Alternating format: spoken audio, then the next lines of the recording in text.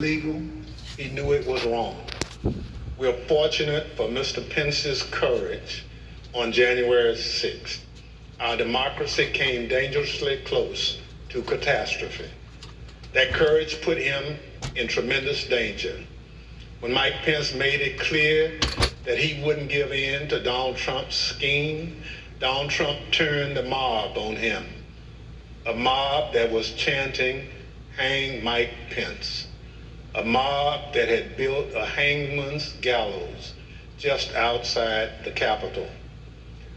Thanks in part to Mike Pence, our democracy withstood Donald Trump's scheme and the violence of January 6th. But the danger hasn't receded. Led by my colleague, Mr. Aguilar, today we'll lay out the facts for the American people. But first, I'll recognize my colleague from Wyoming, Ms. Cheney, for any opening statement she'd care to offer. Thank you very much, Mr. Chairman. Let me take just a few minutes today to put the topic of our hearing in broader context.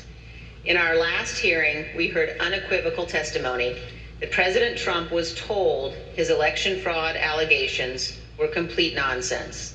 We heard this from members of the Trump campaign. We heard this from President Trump's campaign lawyers. We heard this from President Trump's former Attorney General, Bill Barr. We heard this from President Trump's former acting Attorney General, Jeff Rosen. And we heard this from President Trump's former acting Deputy Attorney General, Richard Donahue. We heard from members of President Trump's White House staff as well.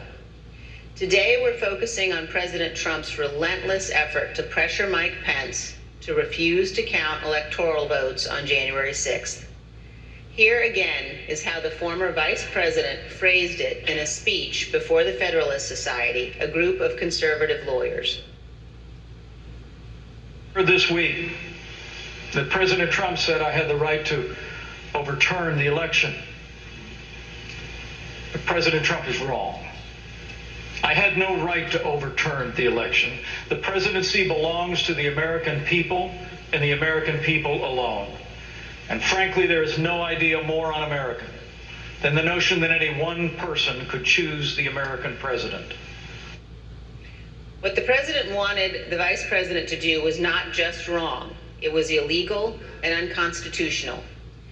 We will hear many details in today's hearing, but please consider these 2 points. First, President Trump was told repeatedly that Mike Pence lacked the constitutional and legal authority to do what President Trump was demanding he do. This is testimony from Mark Short, the Vice President's Chief of Staff, who served in the Trump administration in multiple positions over 4 years. But just to pick up on that, Mr. Short, was it your impression that the Vice President had directly conveyed his position on these issues to the President, not just to the world through a Dear Colleague letter, but directly to President Trump? Many times. And had been consistent in conveying his position to the President? Very consistent. Okay. But President Trump plotted with a lawyer named John Eastman to pressure Pence to do so anyway. As the federal court has explained, quote, based on the evidence, the court finds that it is more likely than not that President Trump and Dr. Eastman dishonestly conspired to obstruct the joint session of Congress on January 6th, 2021. What exactly did President Trump know? When exactly did President Trump know that it would be illegal for Mike Pence to refuse to count electoral votes? Here is one sample of testimony given by one of the witnesses before us today, the Vice President's General Counsel. Did John Eastman ever admit, as far as you know, in front of the president, that his proposal would violate the Electoral Count Act? I believe he did on the 4th. Okay. That was January 4th, 2 days before the attack on Congress. A second point, please listen to testimony today about all of the ways that President Trump attempted to pressure Vice President Pence, including Donald Trump's tweet at 2:24 p.m. condemning Vice President Mike Pence, when President Trump already knew a violent riot was underway at the Capitol. In future hearings, you will hear from witnesses who were present inside the White House, who were present inside the West Wing on that day. But today we focus on the earnest efforts of Mike Pence, who was determined to abide by his oath of office. As Vice President Pence prepared a statement on January 5th and 6th, explaining that he could not illegally refuse to count electoral votes, he said this to his staff. And the Vice President said, this may be the most important thing I ever said. And so, this meaning the statement. The statement. And he really wanted to make sure that it was just so. You will hear today that President Trump's White House counsel believed that the Vice President did exactly the right thing on January 6th, as did others in the White House, as did Fox News host Sean Hannity. Vice President Pence understood that his oath of office was more important than his loyalty to Donald Trump. He did his duty. President Trump unequivocally did not. Thank you, Mr. Chairman. I yield back. Without objection, I recognize the gentleman from California, Mr. Aguilar, for an opening statement. Thank you, Mr. Chairman. Today, we intend to show the American people that January 6th was not an isolated incident. In the weeks culminating before, it was a legal scheme and deception. We've already learned that President Trump knew he lost the 2020 election. Shortly after, he began to look for a way to circumvent our country's most fundamental civic tradition, the peaceful transfer of power. The president latched on to a dangerous theory and would not let go because he was convinced it would keep him in office. We witnessed firsthand what happened when the President of the United States weaponized this theory. The Capitol was overrun, police officers lost their lives, and the Vice President was taken to a secure location because his safety was in jeopardy. Let's take a look at the effect of Donald Trump's words and actions. I want to warn our audience that the video contains explicit content. Mike Pence is going to have to come through for us, and if he doesn't, that will be a sad day for our country. And Mike Pence, I hope you're going to stand up for the good of our Constitution and for the good of our country. And if you're not, I'm going to be very disappointed in you. I will tell you right now. I'm telling you what, I'm hearing the Pence just caved. No. Is that true? I didn't. I'm hearing reports that Pence caved. No. I'm telling you, if Pence caved, we're gonna drag motherfuckers through the streets. You fucking politicians are gonna get fucking drugged through the streets. Yes. I guess the hope is that there's such a show of force here that Pence will decide to do the right thing, according to Trump.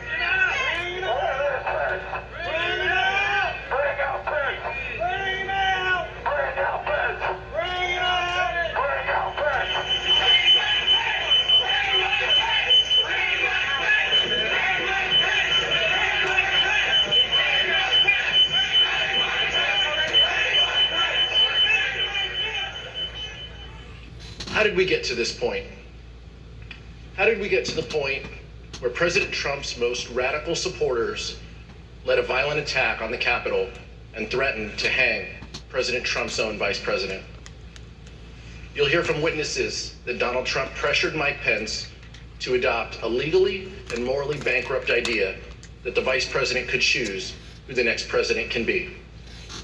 You'll hear about how the vice president, the White House counsel, and others told Donald Trump that the vice president had no such authority. But President Trump would not listen. You'll hear how Vice President Pence withstood an onslaught of pressure from President Trump, both publicly and privately. A pressure campaign that built to a fever pitch with a heated phone call on January 6th. You'll also hear that the president knew there was a violent mob at the Capitol when he tweeted at 2:24 p.m. that the vice president did not have the, quote, courage to do what needed to be done. Let me be clear. Vice President Pence did the right thing that day. He stayed true to his oath to protect and defend the Constitution. I look forward to hearing from our witnesses this afternoon. Mr. Chairman, I yield back. Thank you, Mr. Aguilar. We're honored to have two distinguished witnesses who advised Vice President regarding his role on January 6th. Judge J. Michael Ludick is one of the leading conservative legal thinkers in the country. He served in administrations of President Ronald Reagan and George H.W. Bush. He was appointed by the latter to serve on the U.S. Court of Appeals for the Fourth Circuit, where he served from 1991 to 2006. He provided critical advice for Vice President Pence regarding the role of the Vice President in the joint session of Congress shortly before that fateful moment. He's written that the Vice President does not have the power to select the next President of the United States. He's also written that contrary theory espoused by one of his own former law clerks was, quote, incorrect at every turn. We're also joined today by one of the people who was with Vice President Pence on January 6th. Greg Jacob was counsel to Vice President Pence. He conducted a thorough analysis of the role of the Vice President in the joint session of Congress under the Constitution, the Electoral Count Act, and 230 years of historical practice. But he also has firsthand information about the attack on the Capitol because he lived through it. He was with the Vice President and his own life was in danger. I will now swear in our witnesses. The witnesses will please stand and raise their right hand. Do you swear on? As you're watching this swearing in, keep in mind that the man to the far right there, they just announced that was involved in with George W. Bush, and a great deal others of that council that's involved in this little proceedings today, as well as the ones before that, all knew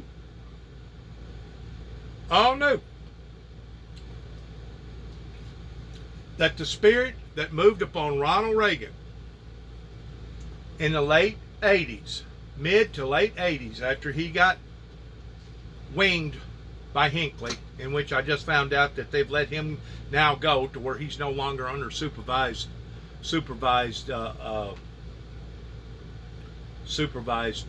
watch, that it was the Spirit of the Lord that moved upon to the dominance of the presidency of the United States, that took 9 tapes of a testimony from an individual that was raised up here in Northwest Tennessee, more so in Weakley County than Obion County, but a little bit of both, and convinced the superpowers that the world was not going to be destroyed by a Holocaust, any type of nuclear war, but that it would be destroyed the way that the Bible intended for it to be destroyed. The only problem was that whenever they got off the planes, rather than them initiate that on a spiritual, biblical prophecy level, they decided to kick it to the curb and not acknowledge it in their home front. But yet now they was preaching it on the international front. They was talking about peace and utopia to the Middle East. They was talking about that the world wasn't going to be destroyed. They basically opened up the alliances pertaining to Russia being able to be a part of the international trading alliances, to the point that the Russians started profiting, all these other different countries started profiting, that at one time was not profiting up until the falling of the Berlin Wall. So the noise that you are hearing right now is basically just exactly that. And there was certain people throughout even Ronald McDonald's administration that knew of the truth pertaining to the prophecies, but still remained quiet and still did not promote the founder of the Windmill Ministries missions. Once more, they was hoping that I would drift away. They was hoping that something suddenly would happen to me. They was hoping that I would put a gun to my mouth. They was hoping that maybe somebody would assassinate me. They was hoping that maybe the things that they had convinced Ronald Reagan of 30 plus years ago was in fact true.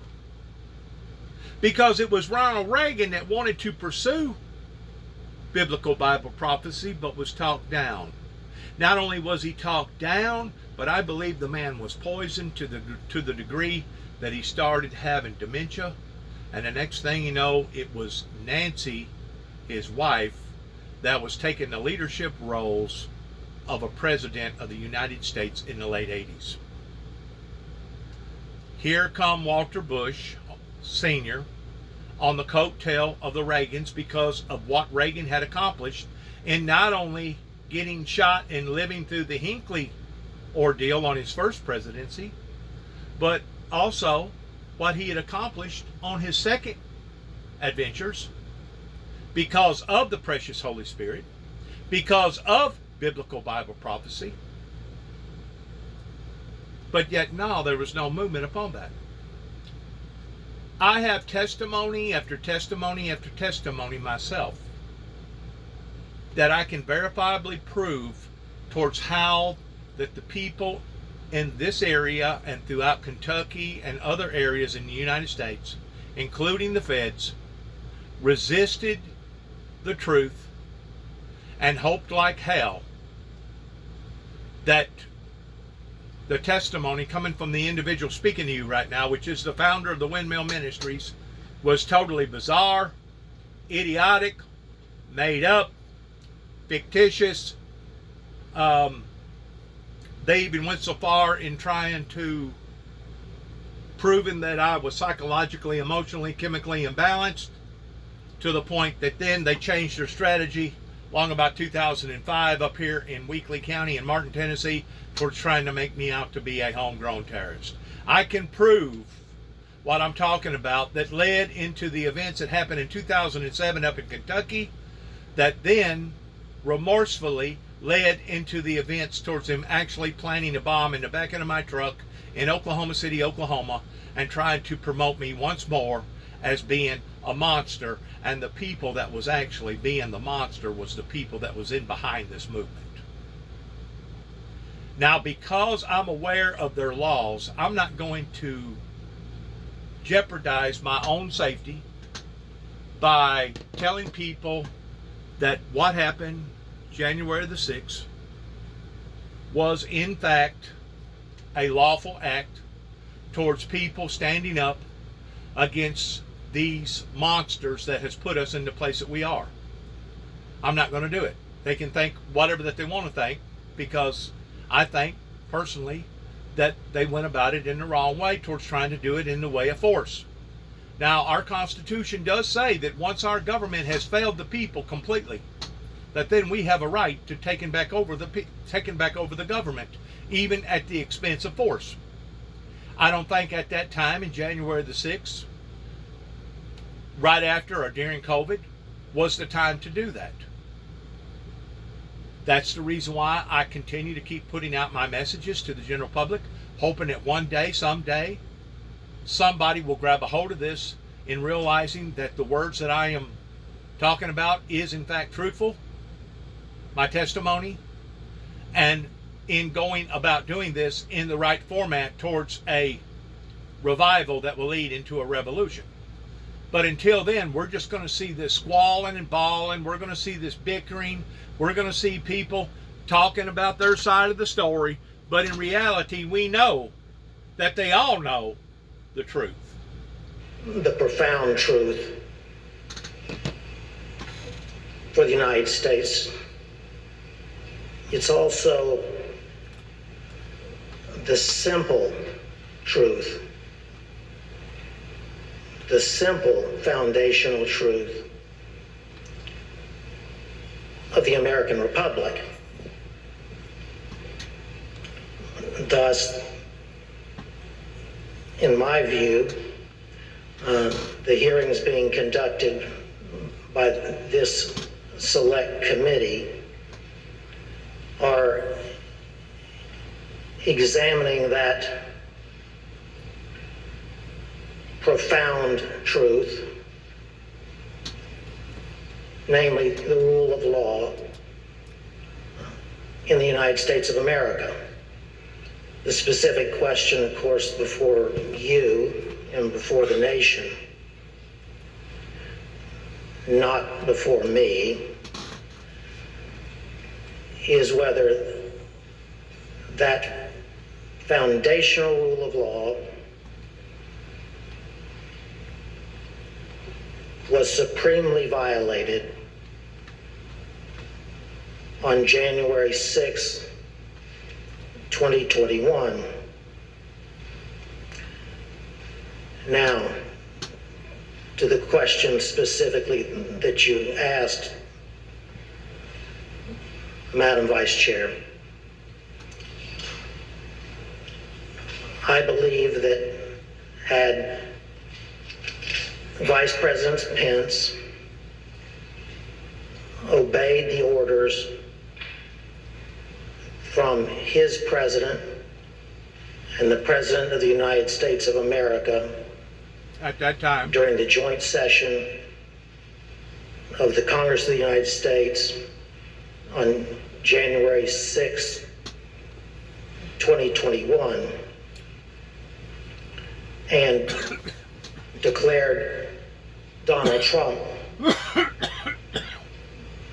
the next President of the United States, notwithstanding that then President Trump had lost the Electoral College vote as well as the popular vote in the 2020 presidential election.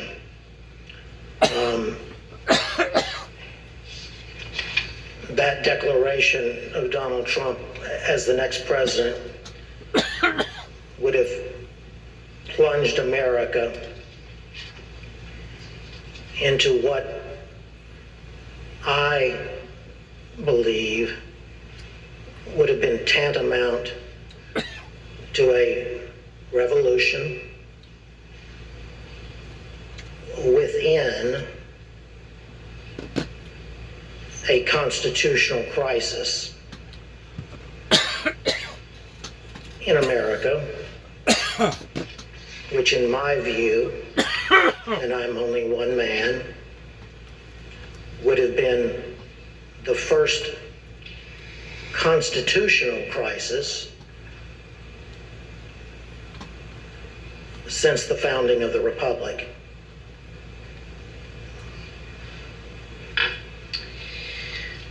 Thank you very much, Judge, for your solemn attention to these issues and for your appearance here today. We're going to describe and discuss in detail what happened. I would like to weigh in that if this had occurred on the level now that is being proven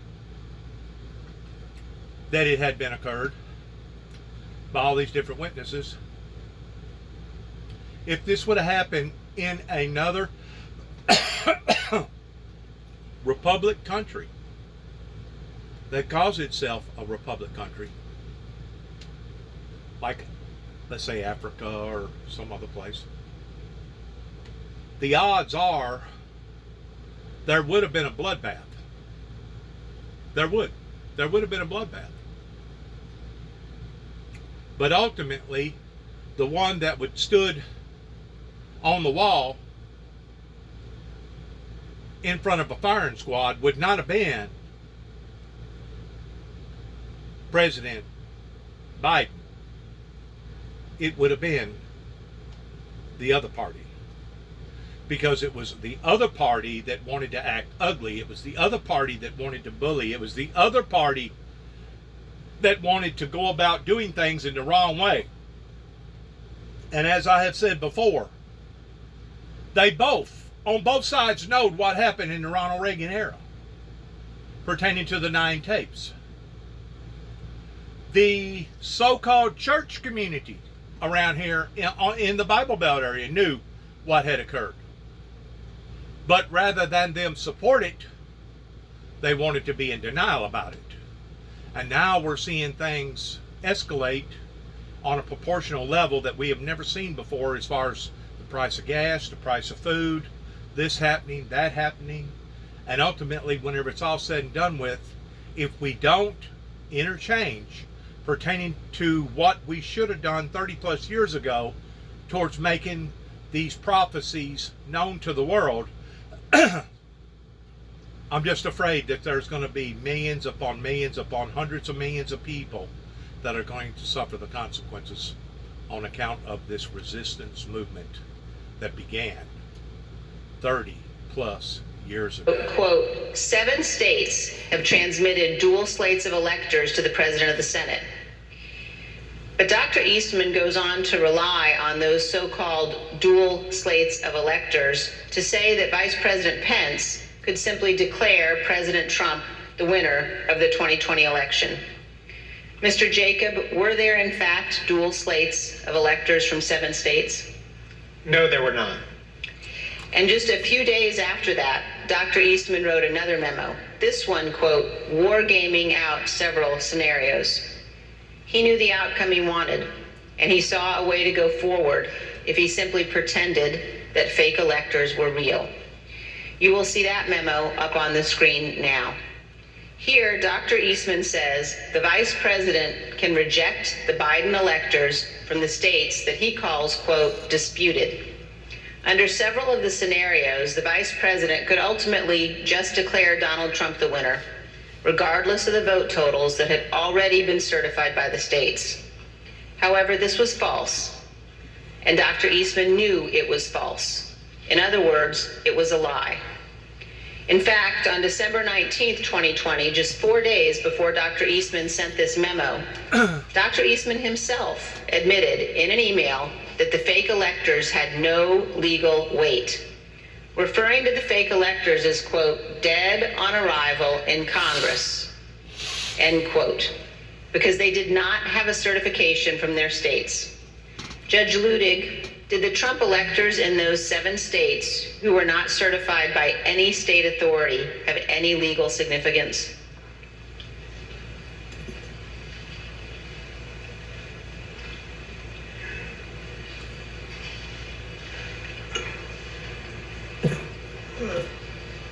Congresswoman, there was no support whatsoever in either the Constitution of the United States nor the laws of the United States for the vice president, frankly, ever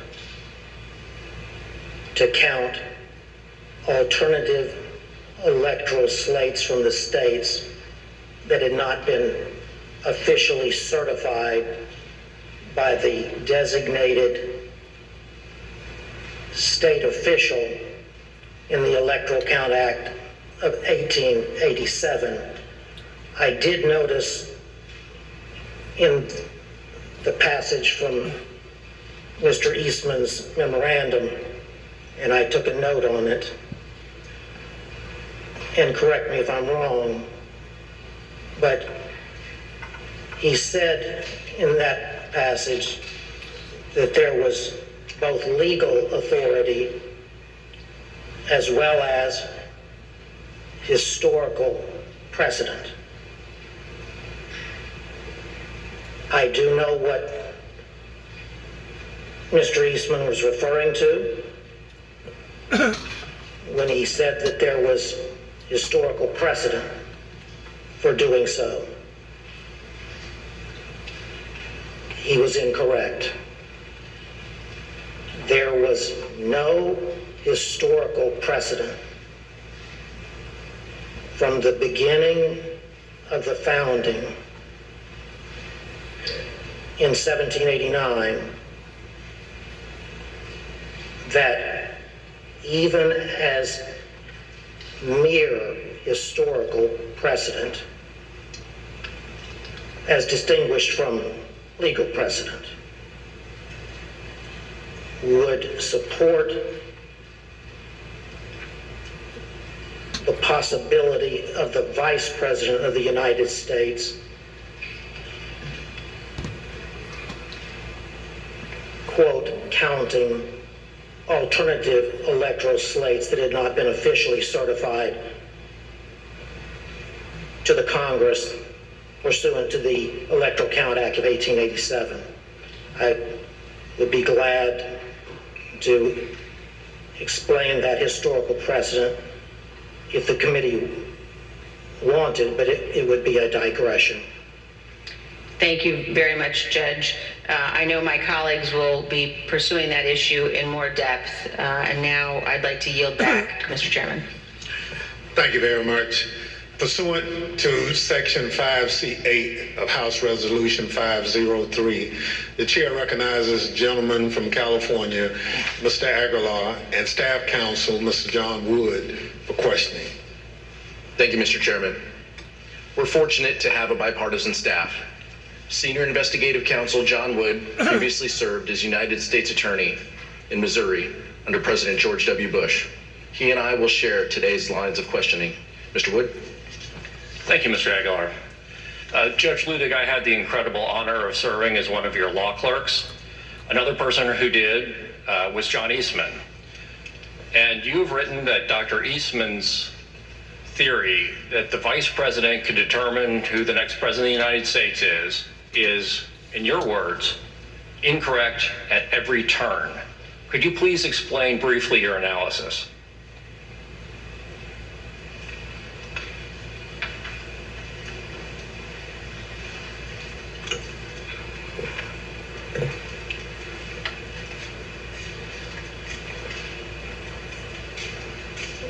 It was my honor, Mr. Wood, to have you serve as my law clerk.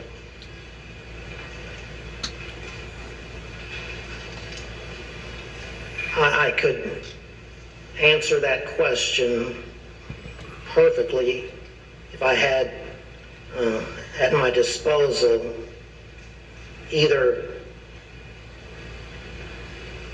Mr. Eastman's tweet or my own analytical tweet of September 21st, but I don't. But that said, let me try to remember the analysis of Mr. Eastman's analysis. And Judge, I can read to you and to the audience, I think what was a really key passage from your very insightful analysis when you wrote, I believed that Professor Eastman was incorrect at every turn of the analysis in his January 2nd memorandum, beginning with his claim that there were legitimate competing slates of electors presented from 7 states, and you've already addressed that issue. But your next sentence said, continuing to his conclusion that the vice president could unilaterally decide not to count the votes from the 7 states from which competing slates were allegedly presented.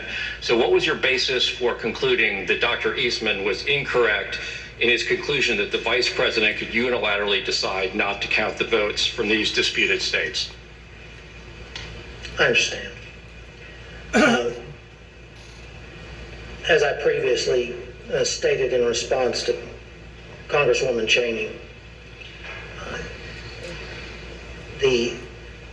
there was no basis in the Constitution or laws of the United States at all for the theory espoused by Mr. Eastman. At all. None. With all respect to my co-panelist, he said, I believe in partial response to one of the Select Committee's questions, that the single sentence in the 12th Amendment was, he thought, inartfully written. That single sentence is not inartfully written. It was pristine clear that the President of the Senate on January 6th, the incumbent Vice President of the United States, had little substantive constitutional authority, if any, at all. The 12th Amendment, the single sentence that Mr. Jacob refers to, says in substance that following the transmission of the certificates to the Congress of the United States and under the Electoral Count Act of 1887, the Archivist of the United States, that the presiding officer shall open the certificates in the presence of the Congress of the United States in joint session. It then says unmistakably, not even that the Vice President himself shall count the electoral votes. It clearly says merely that the electoral count votes shall then be counted. It was the Electoral Count Act of 1887 that filled in, if you will, the simple words of the 12th Amendment in order to construct for the country a process for the counting of the sacred process for the counting of the electoral votes from the states, that neither our original Constitution nor even the 12th Amendment had done. The irony, if you will, is that from its founding until 1887, when Congress passed the Electoral Count Act, the nation had been in considerable turmoil during at least 5 of its presidential elections, beginning as soon thereafter from the founding as 1800. So it wasn't for almost 100 years later until the Electoral Count Act was passed. So that's why, in my view, that piece of legislation is not only a work in progress for the country, but at this moment in history, an important work in progress that needs to take place. That was long-winded, I understand. Well, Judge Ludig, at the risk of oversimplifying for the non-lawyers who are watching, is it fair to say that the 12th Amendment basically says 2 things happen? The Vice President opens the certificates and the electoral votes are counted. Is it that straightforward?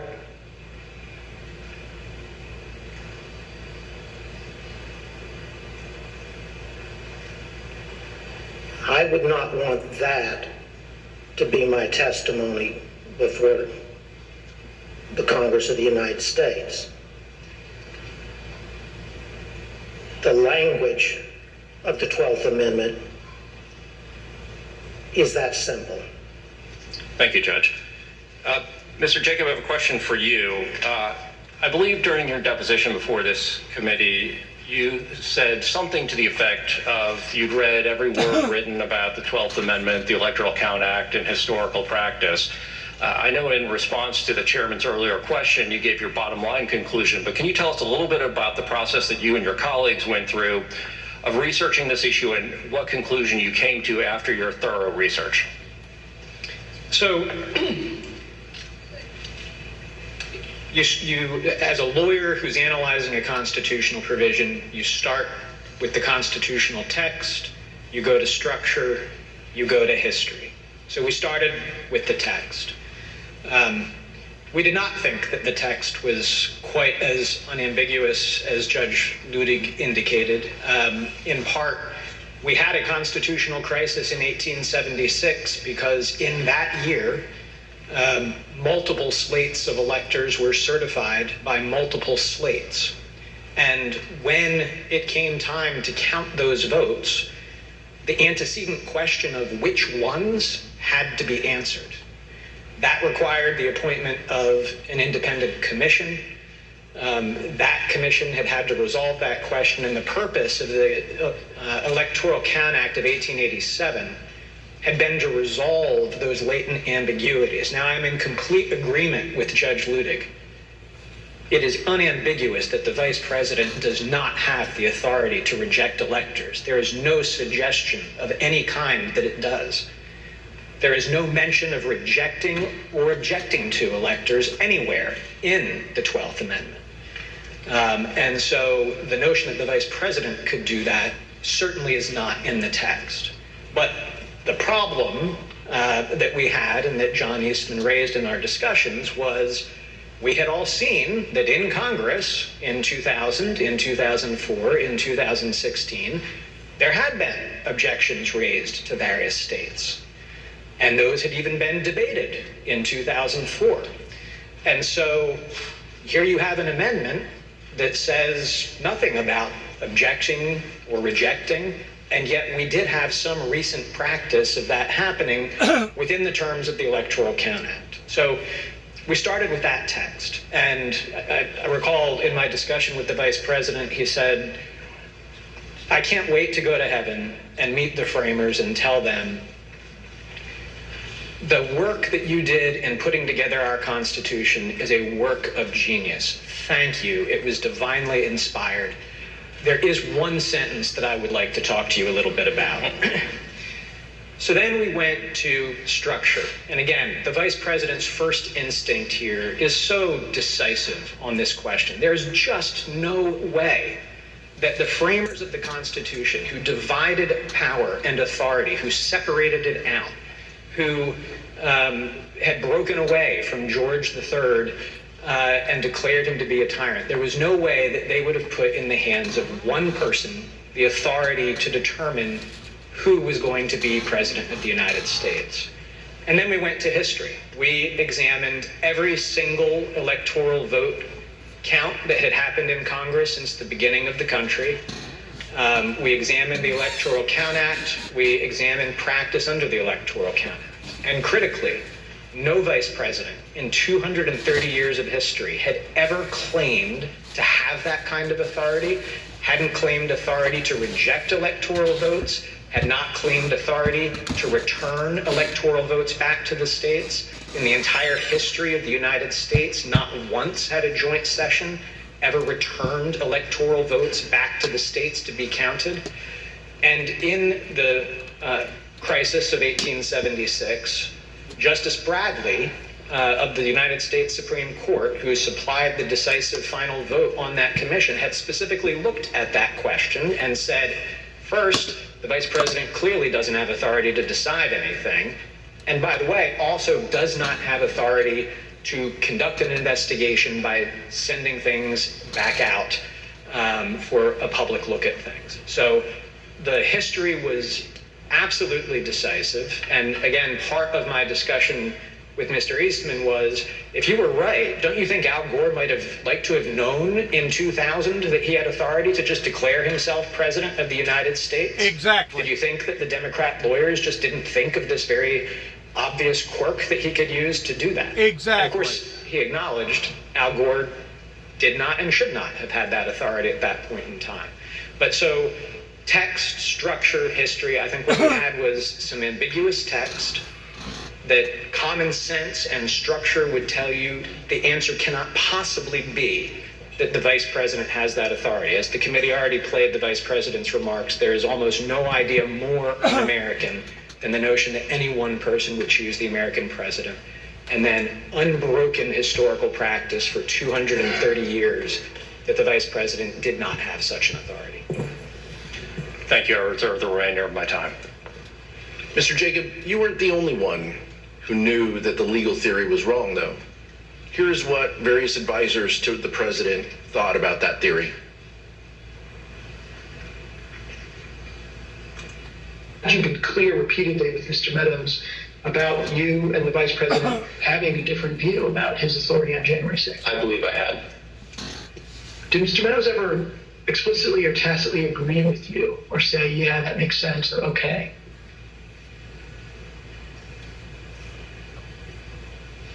I believe that Mark did agree. What makes you say that? I believe that's what he told me, but as I mentioned, I think Mark had told so many people so many different things that it was not something that I would necessarily accept as, okay, well, that means that's resolved. I see. Tell me more what he told you on this topic. Well, I think it was that, the vice president doesn't have any broader role. And I think he was understanding that. So despite the fact that he may have said other things to the president or others, to you, he said he understands the vice president has no role. Yes. Okay. Did he say that to you several times? A couple times. Mm-hmm. Before January 6th? Yes. The way it was communicated to me was that Pat Cipollone thought the idea was nutty and had at one point confronted Eastman basically with the same sentiment. Pat expressed his admiration for the vice president's actions on the day of the 6th and said that he concurred with the legal analysis that our team had put together to reach that point. It made no sense to me that in all the protections that were built into the Constitution for a president to get elected and steps that have to be taken, that the power to choose the next president would be sitting with the vice president. Do you know if Mr. Clark or Mr.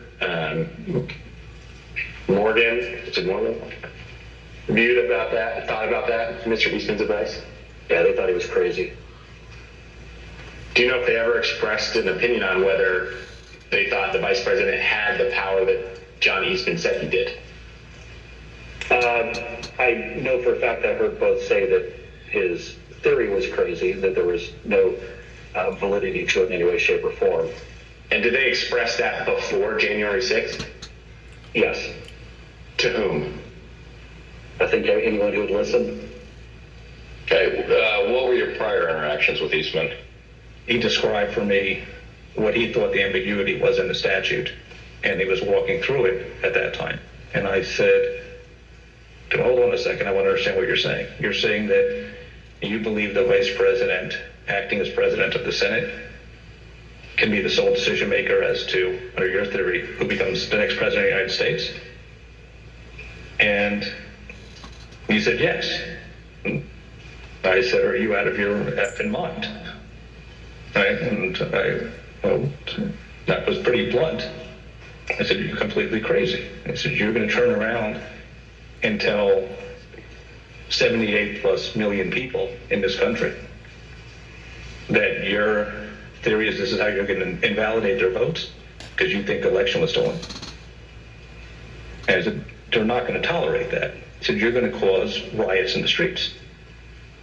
And he said, words to the effect of there's been violence in the history of our country or to protect the democracy or protect the republic.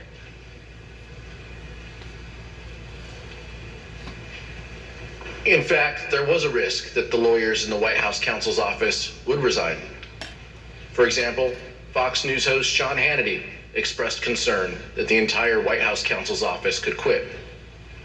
As you can see from these texts, Mr. Hannity wrote to White House Chief of Staff Mark Meadows that, quote, "We can't lose the entire White House counsel's office. I do not see January 6th happening the way he is being told." A few days later, on January 5th, Mr. Hannity wrote to Mr. Meadows that, quote, "I'm very worried the next 48 hours. Pence pressure, White House counsel will leave." While Sean Hannity was apparently very concerned about the possibility that the White House counsel would resign in protest of the president's effort to force the vice president to violate the Constitution, some others close to the president were more dismissive of the White House counsel's position. Here's what Trump's son-in-law and senior advisor Jared Kushner said during his deposition regarding the White House counsel Pat Cipollone's threats to resign. Jared, are you aware of instances where Pat Cipollone threatened to resign? I kind of, like I said, my interest at that time was on trying to get as many pardons done. And I know that, he was always, him and the team were always saying, oh, we're going to resign. We're not going to be here if this happens, if that happens. So I kind of took it up to just be whining, to be honest with you. The president's own lead outside counsel, Rudy Giuliani, also seemed to concede that the vice president did not have the authority to decide the outcome of the election or send it back to the states. Here's what White House attorney Eric Hirschman said about his call with Mayor Giuliani on the morning of the 6th. The morning of January 6th, I think he called me out of the blue, right? And I was like getting dressed, and we had an intellectual discussion about Eastman's, I don't know if it's Eastman's theory per se, but the VP's role. And he was asking me my view and analysis and other practical implications of it. And when we finished, he said, I believe that, you're probably right. I think he thought when we're done that it would be something he'd have to consider if he was sitting on the bench. But he'd probably come down in that, you couldn't interpret it or sustain the argument long term. Of course, the fact that Mayor Giuliani seemed to admit that the theory was wrong did not stop him from going before the crowd just a few hours later on January 6th and saying the exact opposite. Here's Mayor Giuliani's speech at the Ellipse rally on January 6th. We're here just very briefly to make a very important 2 points. Number one, every single thing that has been outlined as the plan for today is perfectly legal. I have Professor Eastman here with me to say a few words about that. He's one of the preeminent constitutional scholars in the United States. It is perfectly appropriate, given the questionable constitutionality of the Election Counting Act of 1887, that the vice president can cast it aside, and he can do what a president called Jefferson did when he was vice president. He can decide on the validity of these crooked ballots, or he can send it back to the legislatures, give them 5 to 10 days to finally finish the work. And here's what Dr. Eastman said in his speech at the Ellipse on January 6th.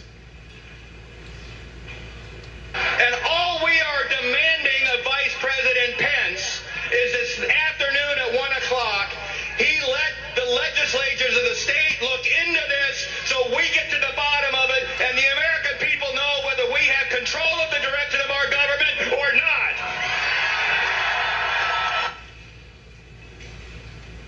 Even Dr. Eastman knew his theory didn't hold water. Mr. Jacob, you discussed and even debated this theory at length with Dr. Eastman. Did Dr. Eastman ever tell you what he thought the U.S. Supreme Court would do? if it had to decide this issue? Yes. We had an extended discussion, an hour and a half to 2 hours on January 5th.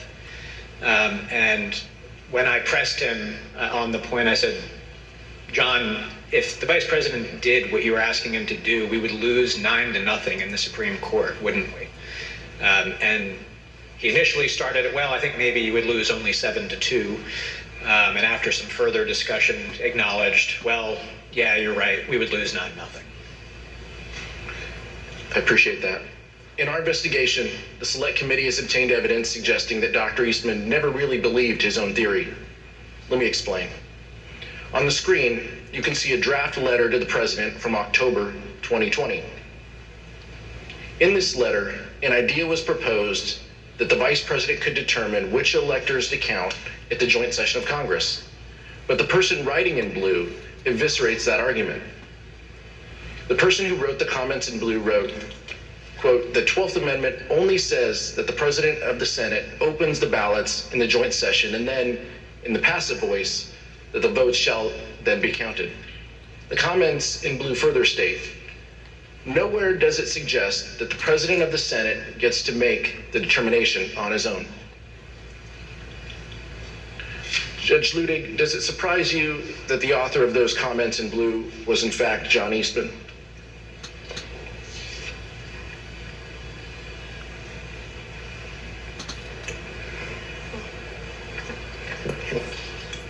Yes, it does, Congressman. But let me, watching this unfold, let me try to unpack what was at the root of what I have called the blueprint to overturn the 2020 election. And it is this. And I had foreshadowed this answer in my earlier testimony to Congresswoman Cheney. Mr. Eastman, from the beginning, said to the president that there was both legal as well as historical precedent for the vice president to overturn the election. And what we've heard today, I believe, is what happened within the White House and elsewhere as all the players led by Mr. Eastman got wrapped around the axle by the historical evidence claim by Mr. Eastman. Let me explain very simply. This is what I said would require a digression that I would be glad to undertake if you wished. In short, if I had been advising the Vice President of the United States on January 6th, and even if then Vice President Jefferson and even then Vice President John Adams, and even then Vice President Richard Nixon had done exactly what the President of the United States wanted his Vice President to do,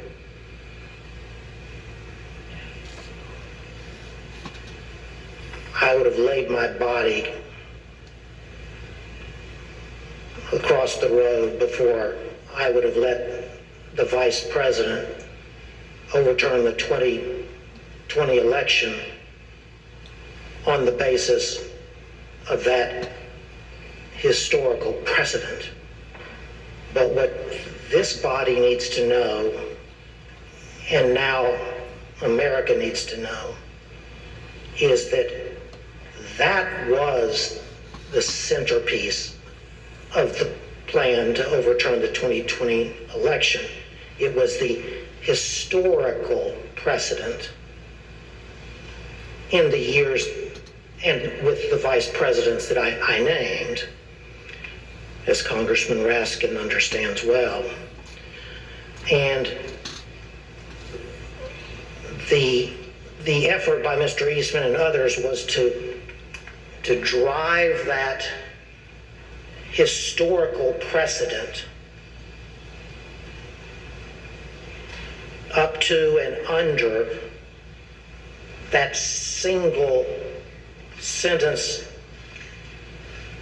single pristine sentence in the 12th Amendment to the United States Constitution. Taking advantage of, if you will, what many have said is the inartful wording of that sentence in the 12th Amendment. Scholars before 2020 would have used that historical precedent to argue not that Vice President Pence could overturn the 2020 election by accepting non-certified state electoral votes, but they would have made arguments as to some substantive, not merely procedural, authority possessed by the Vice President of the United States on the statutorily prescribed day for counting the Electoral College votes. This is constitutional mischief. Judge, I think that's a good point, and I think it kind of begs the question that if the vice president had this power to determine the outcome of a presidential election, why hasn't it ever been used before? Why hasn't that ever happened? Why hasn't a vice president simply rejected the outcome of an election and declared someone else the winner? And instead, as the chairman mentioned in his opening, for over 2 centuries, vice presidents have presided over the joint sessions of Congress in a purely ceremonial role. This even includes, as Mr. Jacob mentioned, Vice President Al Gore. For those of us who are old enough to remember, the 2000 election came down to one state, Florida. There were weeks of recounts and litigation after the election, and Al Gore conceded. Of course, Al Gore was vice president at the time, but he never suggested that he could simply declare himself the winner of the 2000 election when he presided over the counting of the electoral votes. Let's hear what Vice President Gore said when he described the situation he faced in 2000. The importance of the United States of America in all of human history. In Lincoln's phrase, we still are the last best hope of humankind. And the choice between one's own disappointment in your personal career and upholding the noble traditions of America's democracy is a pretty easy choice when it comes down to it. Mr. Jacob, did Dr. Eastman say whether he would want other vice presidents such as Al Gore after the 2000 election or Kamala Harris after the 2024 election to have the power to decide the outcome of the election? So this was one of the many points that we discussed on January 5th. He had come into that meeting trying to persuade us that there was some validity to his theory. I viewed it as my objective to persuade him to acknowledge he was just wrong. And I thought this had to be one of the most powerful arguments. I mean, John, back in 2000, you weren't jumping up and saying Al Gore had this authority to do that. You would not want Kamala Harris to be able to exercise that kind of authority in 2024 when I hope Republicans will win the election, and I know you hope that too, John. And he said, absolutely. Al Gore did not have a basis to do it in 2000. Kamala Harris shouldn't be able to do it in 2024. but I think you should do it today. Mark Short told the Select Committee that Vice President Pence consulted with one of his predecessors, Vice President Dan Quayle, regarding the role of the Vice President. Vice President Quayle confirmed Pence's view that the role was purely ceremonial. Mr. Short also told the committee that he, Mr. Short, received a call from former House Speaker Paul Ryan. Here's Mr. Short's description of his conversation with Speaker Ryan. Speaker Ryan wanted to call and say, you know, you don't have any greater authority. And I said to him, Mr. Speaker, you know Mike, you know he doesn't, you know he recognizes that. And we sort of laughed about it, and he said, I get it. And he later spoke to the Vice President, too, to, I think, have the same conversation. Fortunately for the fate of our republic, Vice President Pence refused to go along with President Trump's demands that he determine the outcome of the presidential election. Mr. Jacob, what was the Vice President's reaction when you discussed with him the theory that the Vice President could decide the outcome of the election? Congressman, as I've testified, the Vice President's first instinct was that there was no way that any one person, particularly the Vice President, who is on the ticket and has a vested outcome in the election, could possibly have the authority to decide it by rejecting electors or to decisively alter the outcome by suspending the joint session for the first time in history in order to try to get a different outcome from state legislatures. Despite the fact that the Vice President had a strongly held and correct view that he could not decide the outcome of the election, President Trump launched a multi-week campaign of both public and private pressure to get the Vice President Mike Pence to violate the Constitution. Here are some examples of the intense pressure the Vice President faced from all sides and what his Chief of Staff thought of it. I hope Mike Pence comes through for us, I have to tell you. I hope that our great Vice President comes through for us. He's a great guy. Of course, if he doesn't come through, I won't like him quite as much. Was it your impression that the Vice President had direct... You know, I'm going to weigh in on this right here, talking about violating the Constitution. Any American that cares about America should know the ins and the outs towards what is acceptable and what is not acceptable with our Constitution. Acting battle? Well, I think a lot of that depends on the courage and the spine of the individuals involved. That'd be a nice way to say a guy named Vice President Mike Pence? Yes. I think we've been clear as to what the Vice President's role was. I think the Vice President been clear with the President. I think I've been clear with Mark Meadows. I think the Vice President is going to throw down tomorrow and do the right thing because, Lou, like I said before, this is a time for choosing. People are going to look back at this moment tomorrow and remember where every single one of their elected officials were. Did they vote for the rule of law and getting these elections right, or did they give it away to the Democrats and the people who cheated and stole their way through this election? Definitely I got back into town as talk say like the 5th and the 6th. The president was, all the attention was on what Mike would do or what Mike wouldn't do. The Vice President really was not wavering in his commitment to what his responsibility was. And so, yeah, was it painful? Sure. The president's pressure campaign started in December. For example, although the Vice President made his views clearly and unmistakably known to the President and others in the White House, on December 23rd, President Trump retweeted a memo from an individual named Ivan Reichlen entitled Operation Pence Card that called on the Vice President to refuse the Electoral College votes from certain states that had certified Joe Biden as the winner. President Trump started his pressure campaign in December, but he dialed up the pressure as January 6th approached.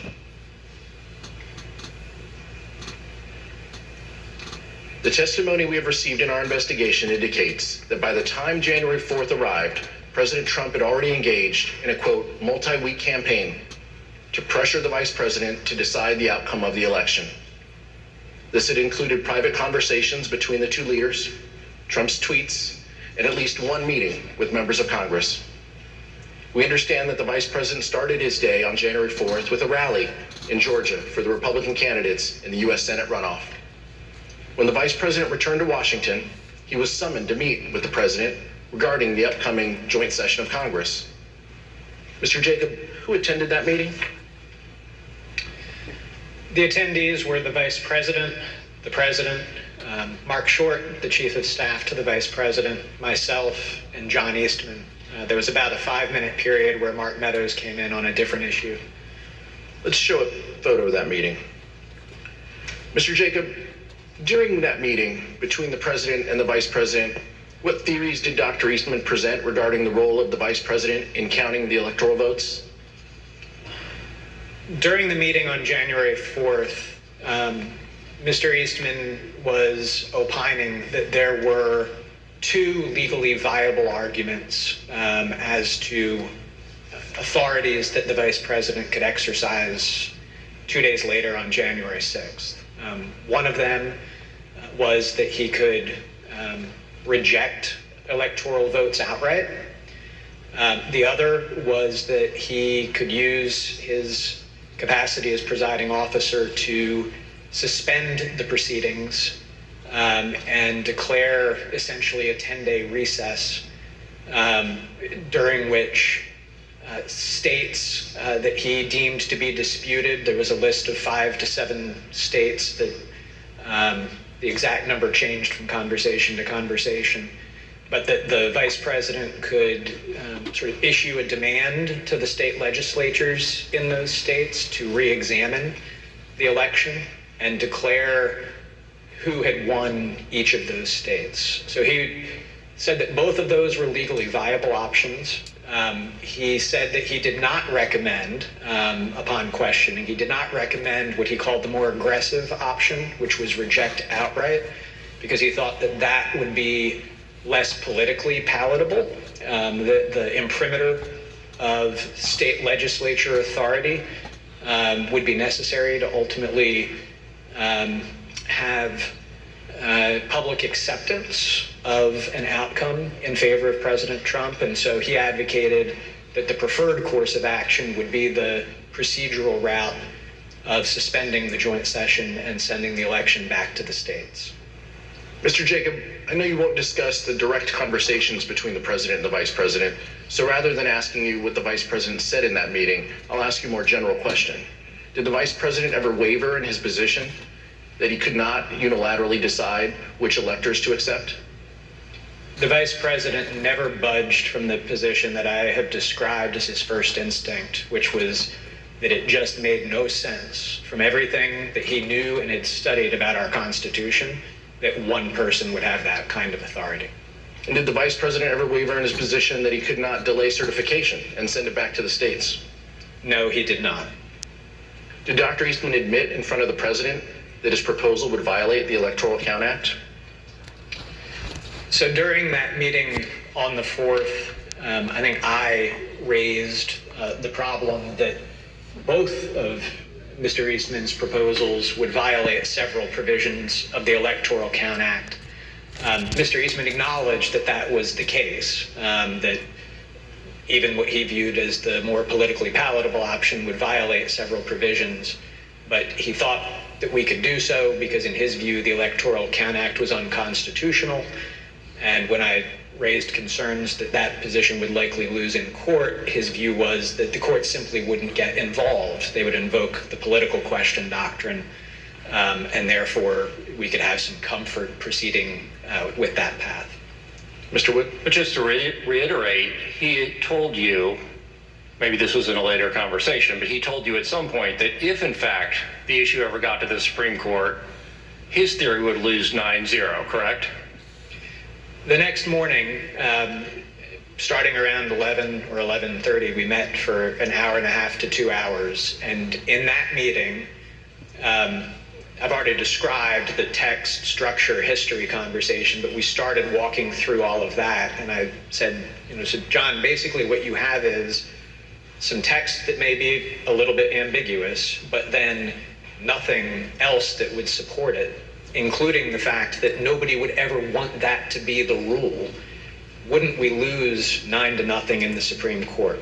And again, he initially started, well, maybe you'd only lose 7-2, but ultimately acknowledged that no, we would lose 9-0. No judge would support his argument.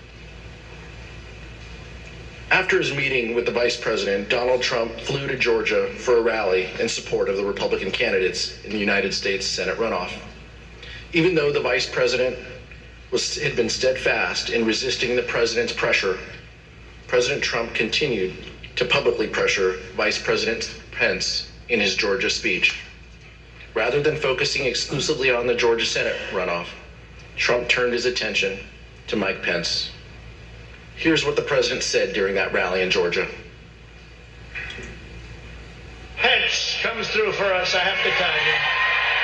I hope that our great vice president comes through for us. He's a great guy. Of course, if he doesn't come through, I won't like him quite as much. So the president had been told multiple times that the vice president could not affect the outcome of the election, but he nonetheless publicly pressured Mike Pence to do exactly that by saying, quote, "If he doesn't come through, I won't like him as much." Let's turn now to January 5th. Mr. Wood? Thank you. That morning, meaning January 5th, the president issued a tweet expressly stating that the vice president had the power to reject electors. Let's look at what the president wrote. Quote, "The vice president has the power to reject fraudulently chosen electors."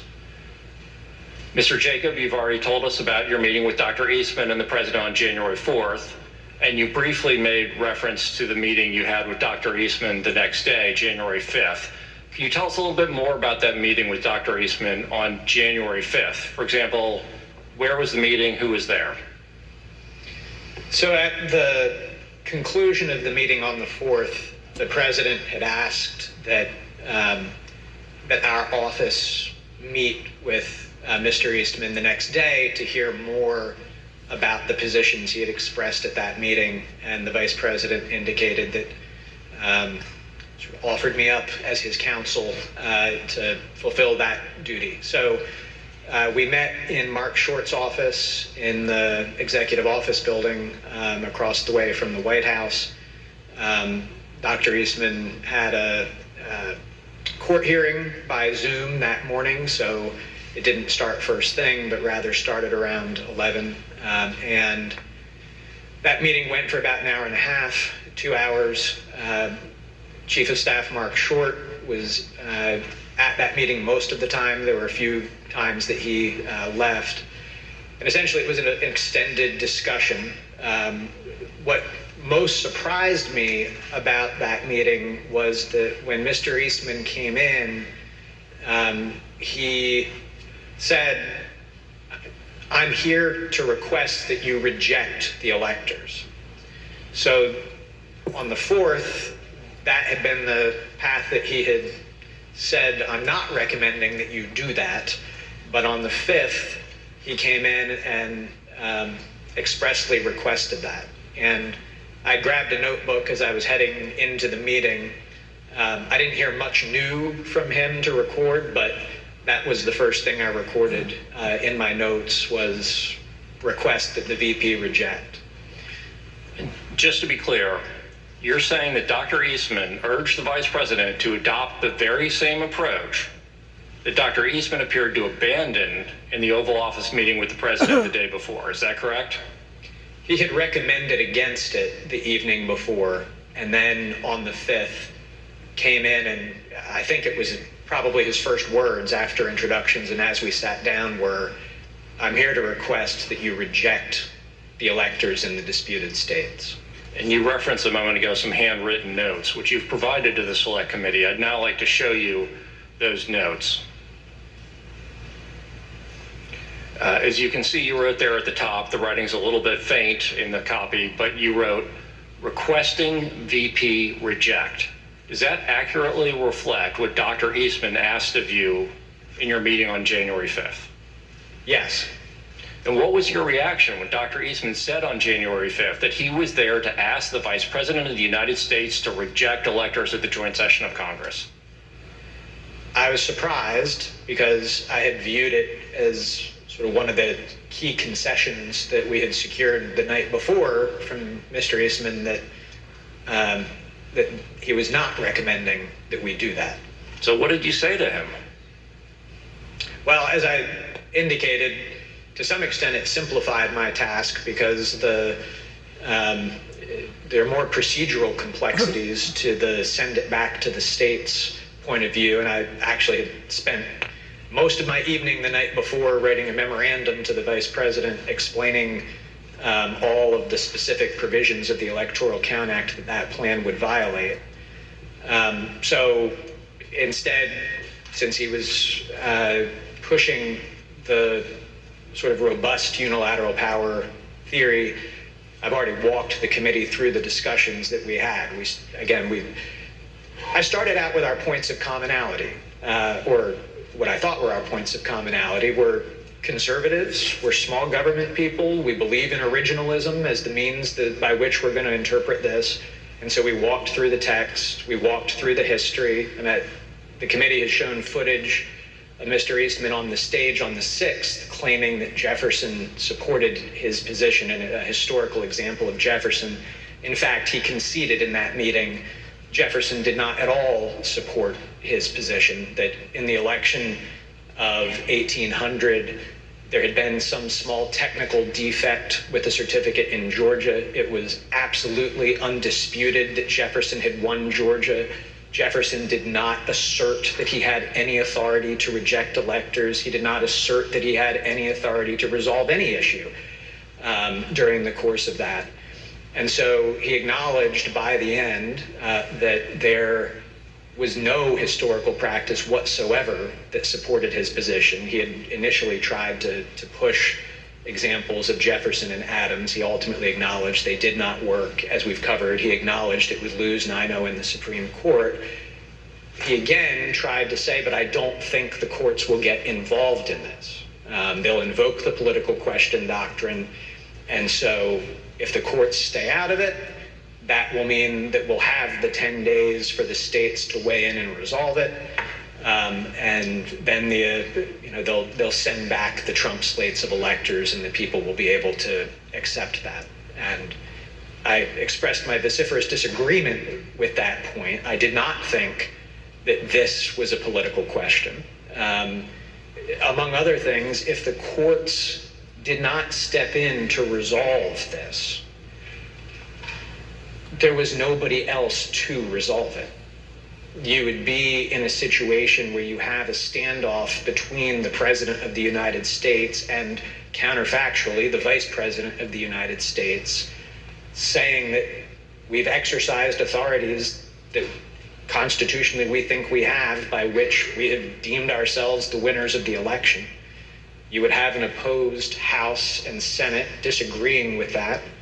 You would have state legislatures that, to that point, Republican leaders across those legislatures had put out statements, and we collected these for the Vice President as well, that the people had spoken in their states and that they had no intention of reversing the outcome of the election. We did receive some signed letters that Mr. Eastman forwarded us by minorities of leaders in those states, but no state had any legislative house that indicated that it had any interest in it. So you would have had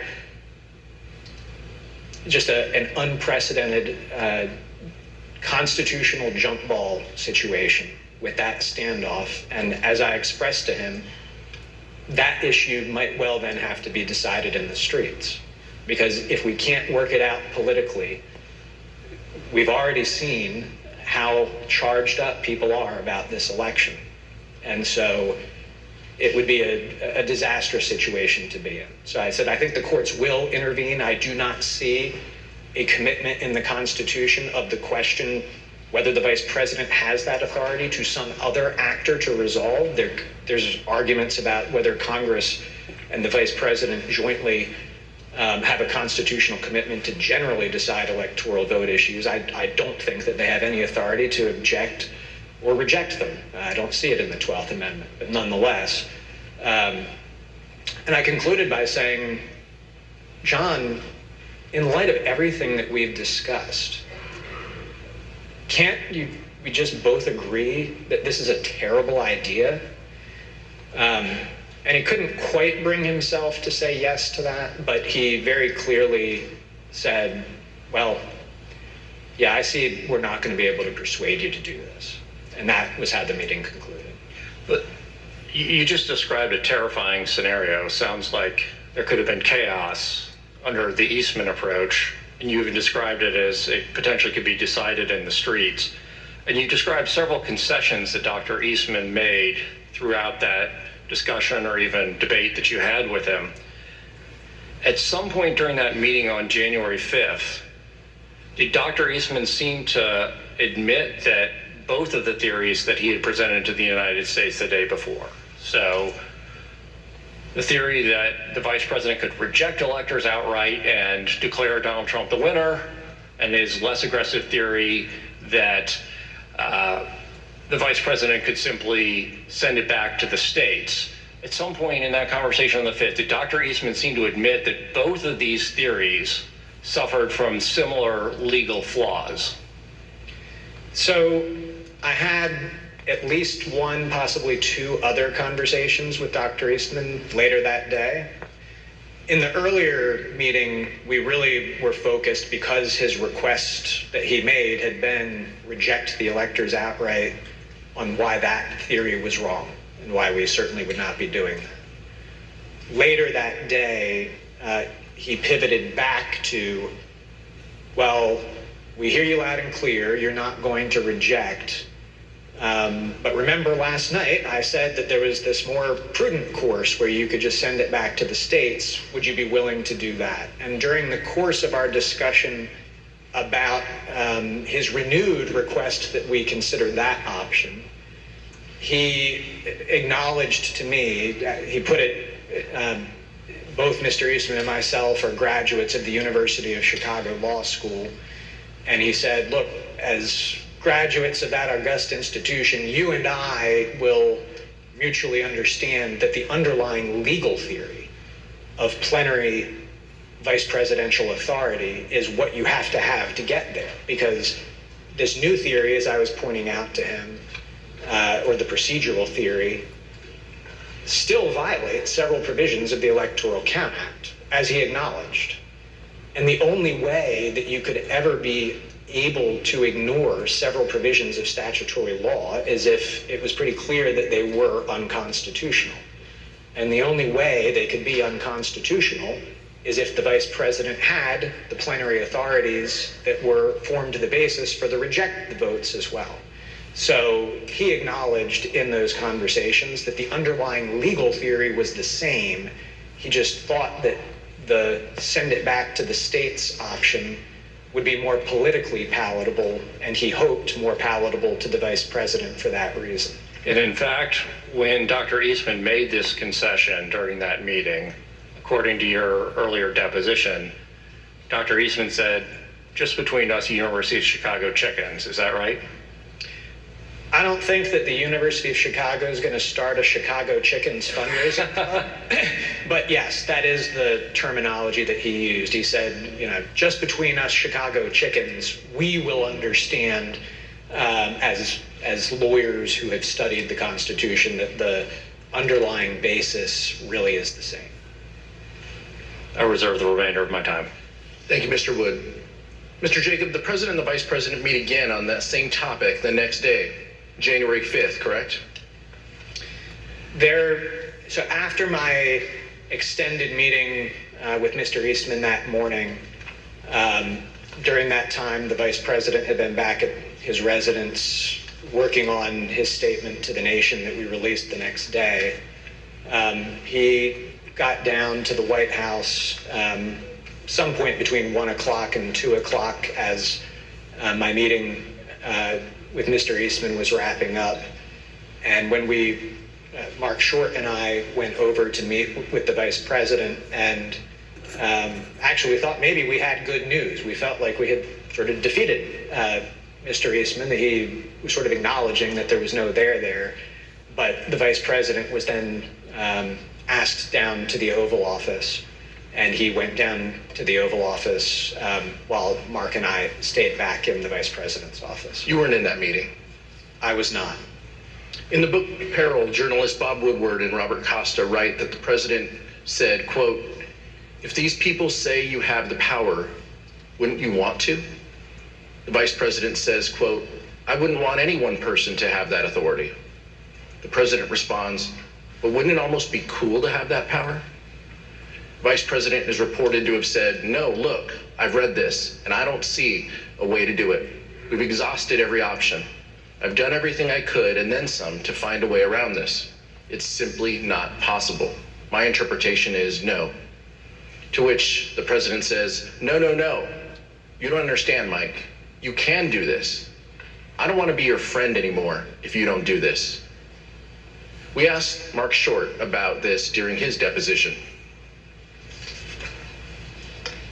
An understanding that I would have in other conversations with the vice president, he articulated to me that no, he wouldn't want that power bestowed upon any one person. Mr. Jacob, did you, Mr. Short, and the vice president have a call later that day again with the president and Dr. Eastman? So, yes, we did. And what did Dr. Eastman request on that call? On that phone call, which I believe was around 5 o'clock that afternoon, Mr. Eastman stated that he had heard us loud and clear that morning. We were not going to be rejecting electors, but would we be open to considering the other course that we had discussed on the 4th, which would be to suspend the joint session and request that state legislatures re-examine certification of the electoral votes. That same day, January 5th, the New York Times ran a story about the disagreement between the president and the vice president about whether the vice president could determine the outcome of the election. Even though the New York Times story was indisputably correct, Donald Trump denied it. Trump issued a statement claiming that the vice president had agreed that he could determine the outcome of the election, despite the fact that the vice president had consistently rejected that position. Let's look at what the president said in his statement. Quote, "The New York Times report regarding comments Vice President Pence supposedly made to me today is fake news. He never said that. The vice president and I are in total agreement that the vice president has the power to act."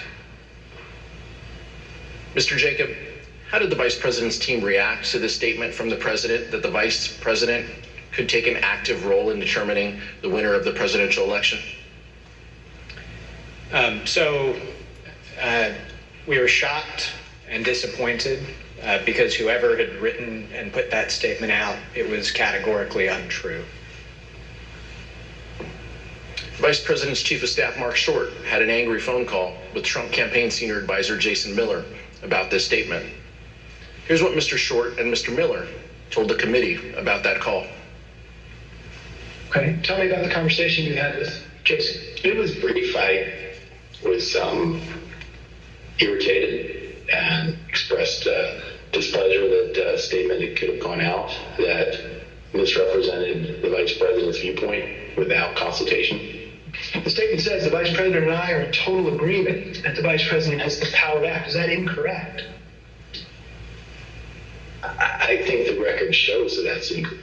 Yeah, I mean, we've been through many documents that clarify that this is not where the vice president was. Right. So essentially, the president's sending out a baldly false statement about being in alignment, purported alignment with the vice president, despite all of the predicate that you indicated had gone before about their respective positions. Is that effectively what happened? I interpret the statement as false. I'll let you figure out who sent it out.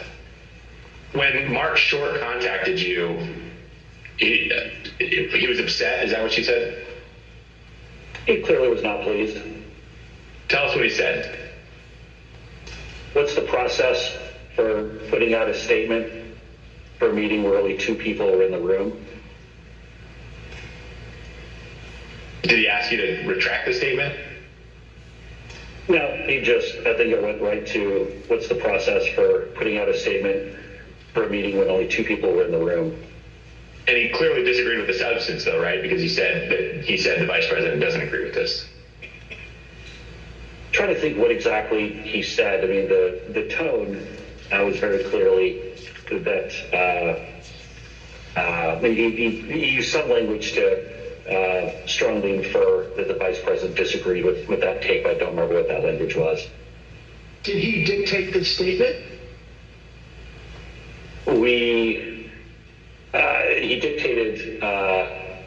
He dictated most of it. I mean, typically on these, I might have a couple of wording suggestions, or maybe I have a sentence or a rough framework or something like that. But I know with specificity on this one that it was me and him on the phone talking through it, and ultimately the way this came out was the way that he wanted to. The dispute between the president and the vice president had grown to the point where the vice president's chief of staff, Mark Short, was concerned that the president could, in Mr. Short's words, quote, lash out at the vice president on January 6th. In fact, Mr. Short was so concerned about it that he talked with the head of the vice president's Secret Service detail on January 5th. Here's Mr. Short. Concern was for the vice president's security, and so I wanted to make sure the head of the vice president's Secret Service was aware that that likely, as these disagreements became more public, that the president would lash out in some way. After the recess, we will hear that Mark Short's concerns were justified. The vice president was in danger. Mr. Chairman, I reserve. Pursuant to the order of the committee of today, the chair declares the committee in recess for a period of approximately 10 minutes.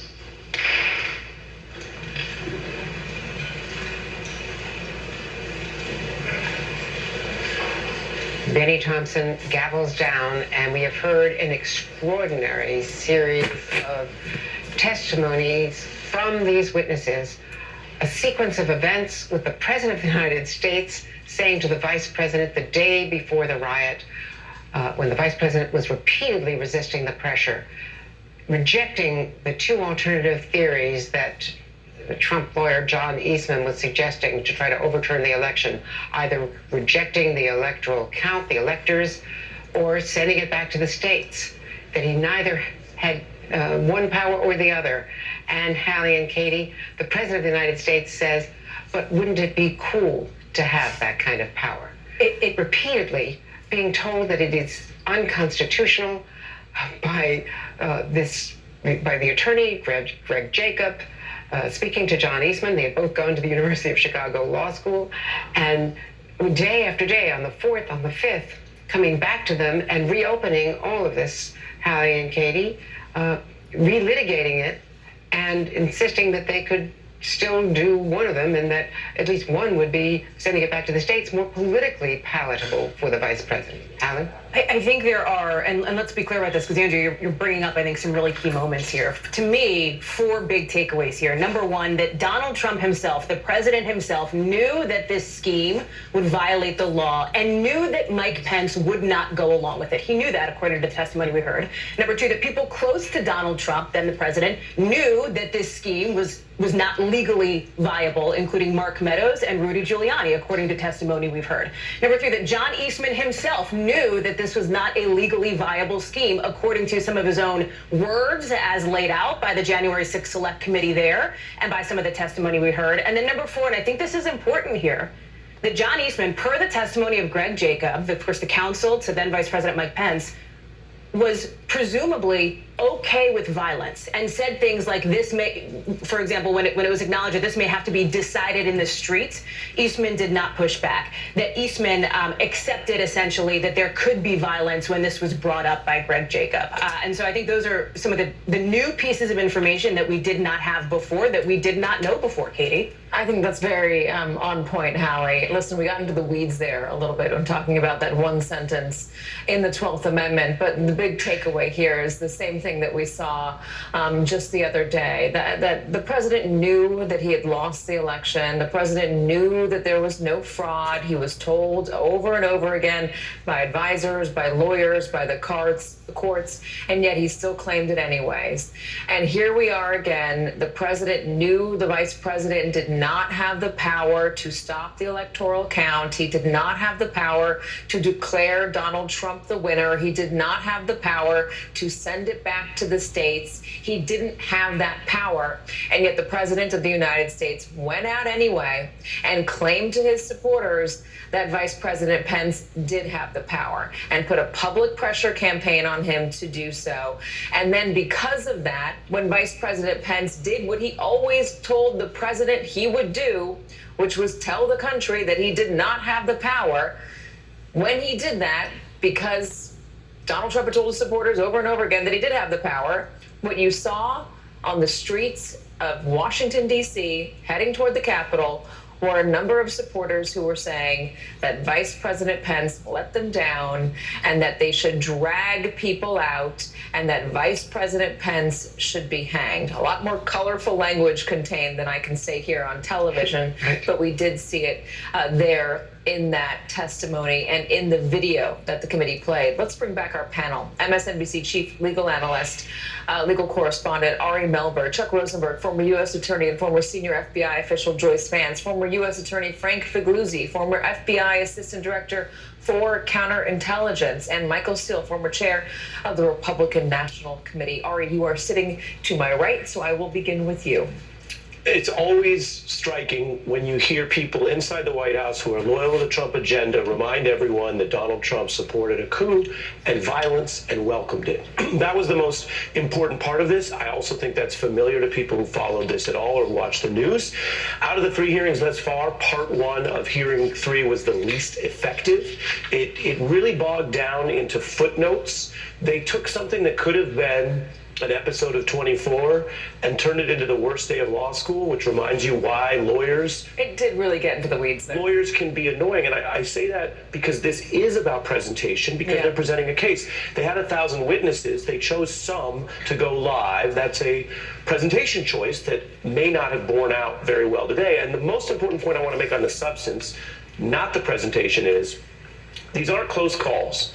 You can't stage a coup by the incumbent government to override the election whenever you lose. If you could, this would be a dictatorship, period. That's it. Taking another half an hour or hour to parse and strain and then restrain that material, you know? I mean, it was like a protein shake. It was like every point was ground down to a degree where you said, what are they proving? Oh, that the incumbent government can't cancel elections, that we are not Russia. I do think most people honestly know that. And so I think they were trying to hammer that in a way that actually started to lose the thread on presentation. Andrea. Well, we've got some new breaking news just now. Let me read this off my screen. The Justice Department has, in a new court filing, said that federal prosecutors have revealed a DOJ letter, a Justice Department letter sent yesterday to the January 6th committee requesting transcripts of all depositions conducted by the committee. And the letter says, quote, "It is now readily apparent that the interviews the Select Committee conducted are not just potentially relevant to our overall criminal investigations, but are likely relevant to specific prosecutions that have already commenced," reads the letter signed by 3 Justice Department officials. Given this overlap, it is critical that the Select Committee provide us with copies of the transcripts of all of its witness interviews. Chuck Rosenberg, this is a very important development. Yeah, look, it is also very important that if the Justice Department is going to go forward with other investigations and prosecutions, that it knows what all of its witnesses said in all settings, right? So if the Justice Department can't get access to what witnesses have told the committee, it certainly complicates their efforts to prosecute people using those same witnesses, Andrea. You want to know what your witnesses say. They have to be consistent. If they are inconsistent, that is material that you would have to turn over to the other side, conceivably. So I think it's a mistake for the committee not to fully share what it has with the Department of Justice. The Justice Department has enormous authority and investigative resources to talk to all of the same people. But if you have multiple interviews out there of the same witnesses, then you have potential inconsistencies. And those are the types of things that can undermine a prosecution. So very important for the committee to share the information with the Justice Department. And I hope they Chuck, get around on that.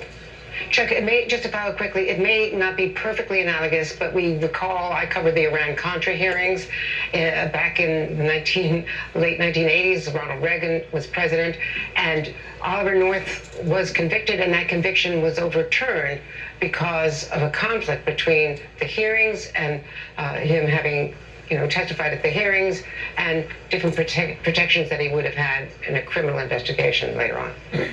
You're right, Andrea. I mean, and the issue there was a little bit different. It had to do with the fact that he had been immunized, and it gets complicated. But your larger point is exactly right. You need consistency between witnesses, and so it's important for the committee to share with the Justice Department what it has from these witnesses. I hope they do that.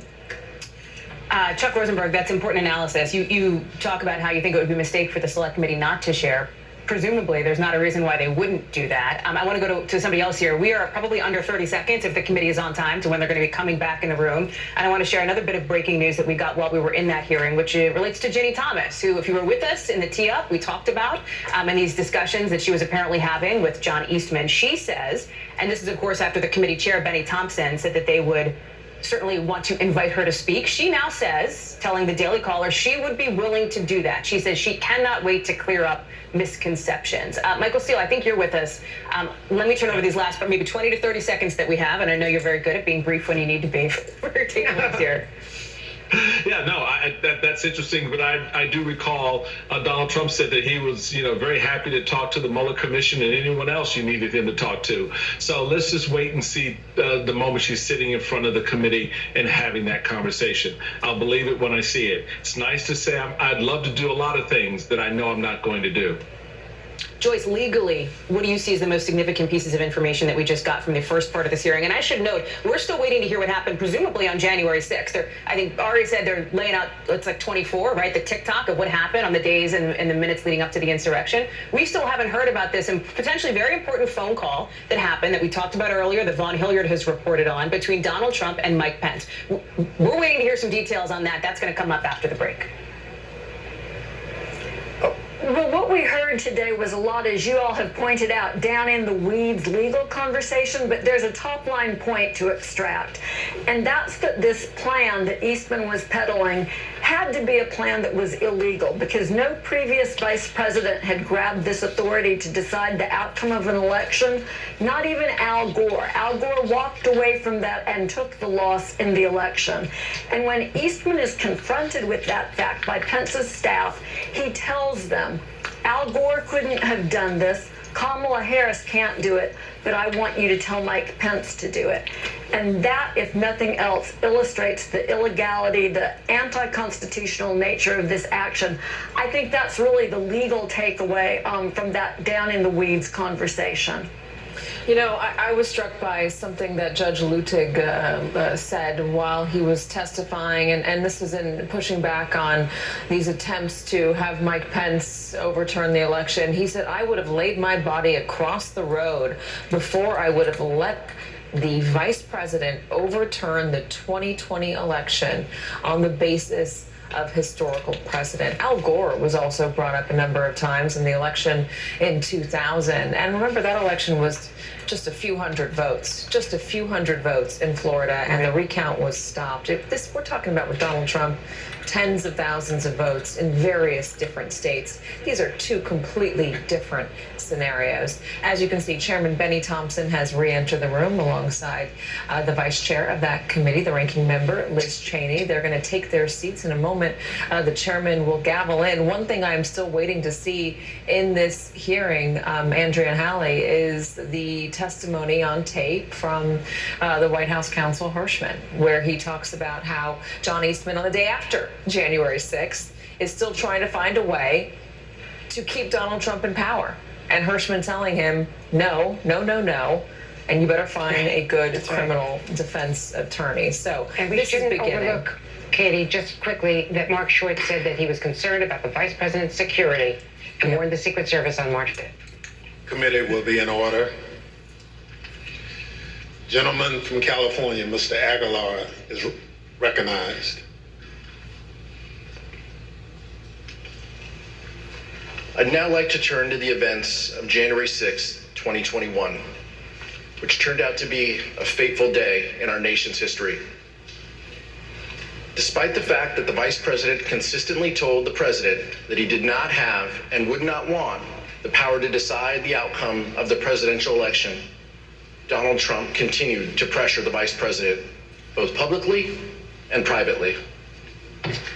As you will hear, things reached a boiling point on January 6th, and the consequences were disastrous.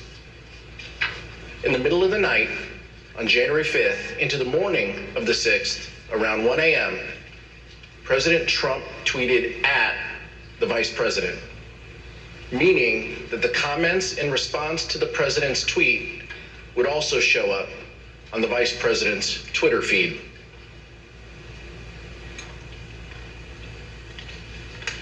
The tweet stated that the vice president could, quote, come through for us and send it back to the states.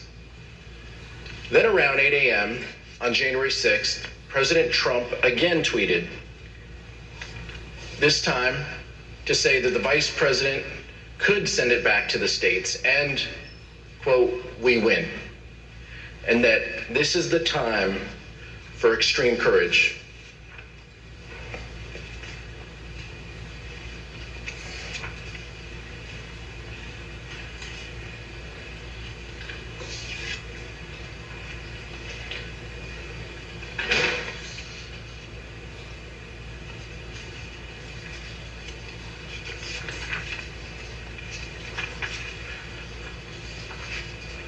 Mr. Short told us during his deposition that the vice president started a meeting on January 6th in prayer.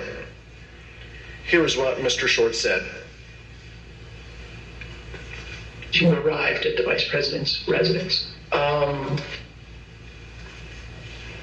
As would often be the case, I recall that knowing it would be an important day, we gathered in prayer.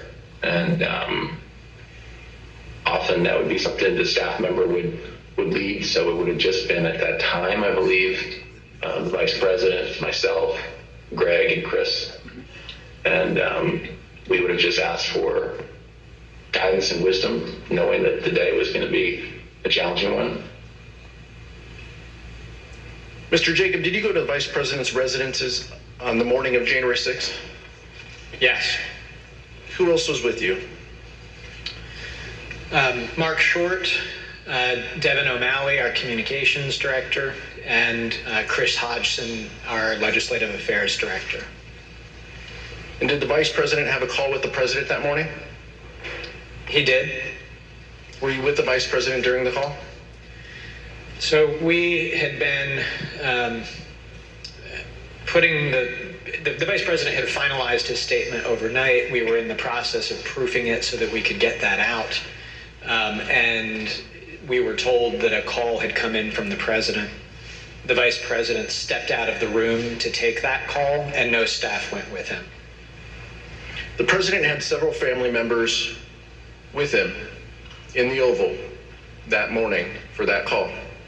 I'd like to show you what they and others told the Select Committee about that call, along with never-before-seen photographs of the president on that call from the National Archives. When I got in, somebody called me and said that the family and others were in the Oval, and do I want to come up? So I went upstairs. And who do you recall being in the Oval Office?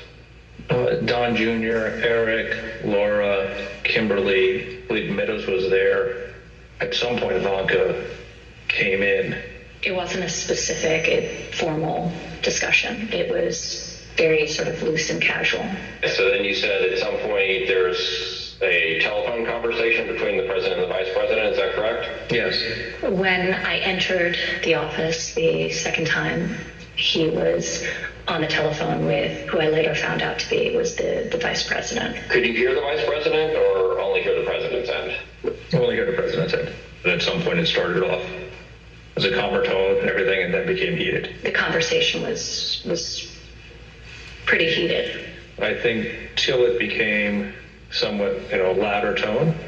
I don't think anyone was paying attention to it initially. Did you hear any part of the phone call, even if just the end that the president was speaking from? I did, yes.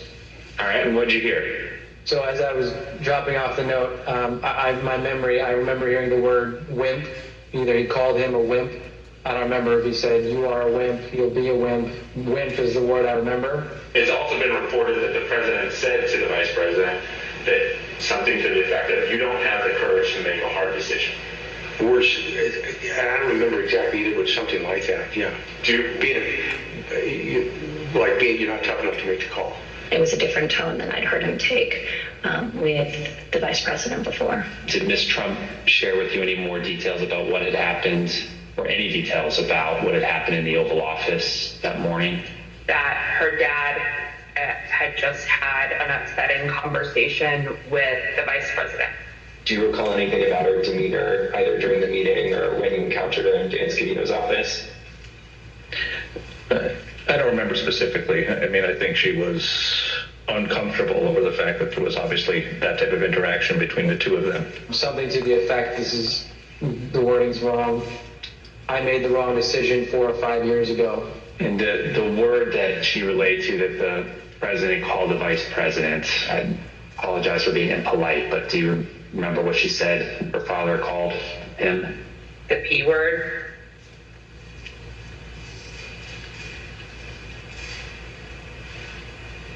Mr. Jacob, how would you describe the demeanor of the vice president following that call with the president? When he came back into the room, I'd say that he was steely, determined, grim. Of course, the most dangerous part of what Donald Trump did on January 6th was what he did himself. As will be discussed in detail in a future hearing, our investigation found that early drafts of the January 6th ellipse speech prepared for the president included no mention of the vice president. But the president revised it to include criticism of the vice president and then further ad-libbed. Here is what the president said on January 6th after his call with Vice President Pence.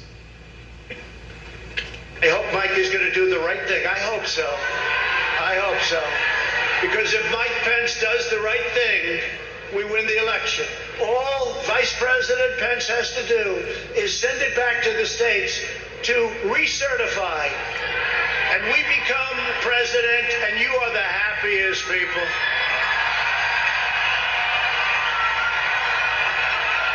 And I just spoke to Mike. I said, Mike, that doesn't take courage.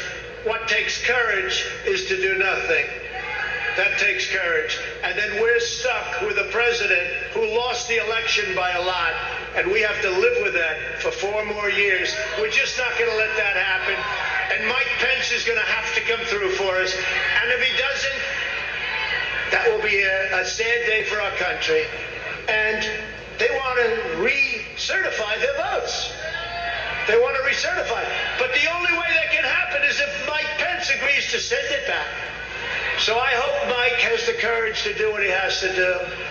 And I hope he doesn't listen to the rhinos and the stupid people that he's listening to. Of course, we all know what happened next. The president's words had an effect. President Trump's supporters became angry. When the vice president issued his public letter, the crowd at the Capitol erupted in anger. The rioters who had erected makeshift gallows began chanting, "Hang Mike Pence." Testimony in our investigation has made clear what the target of the rioters' ire was: Vice President Mike Pence. The rioters breached the Capitol at 2:13 p.m.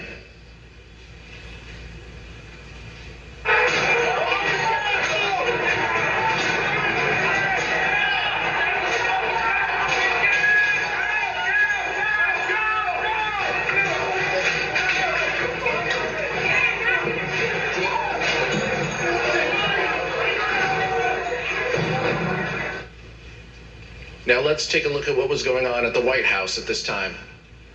We received testimony that the President's Chief of Staff, Mark Meadows, was notified of the violence at the Capitol by 2 p.m., and likely earlier.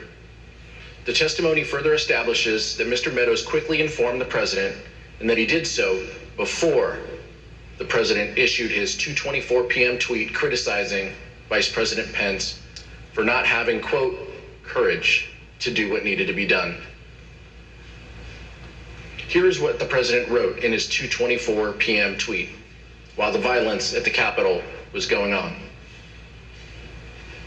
And here is what the rioters thought. Nothing but a traitor, and he deserves to burn with the rest of them. So this all escalated after Pence. What happened to Pence? Pence didn't do what we wanted. Pence voted against Trump. Okay, and that's when all this started? Yep, that's when we marched on the Capitol. We've been shot at with rubber bullets, tear gas. We just heard that Mike Pence is not going to reject any fraudulent electoral vote.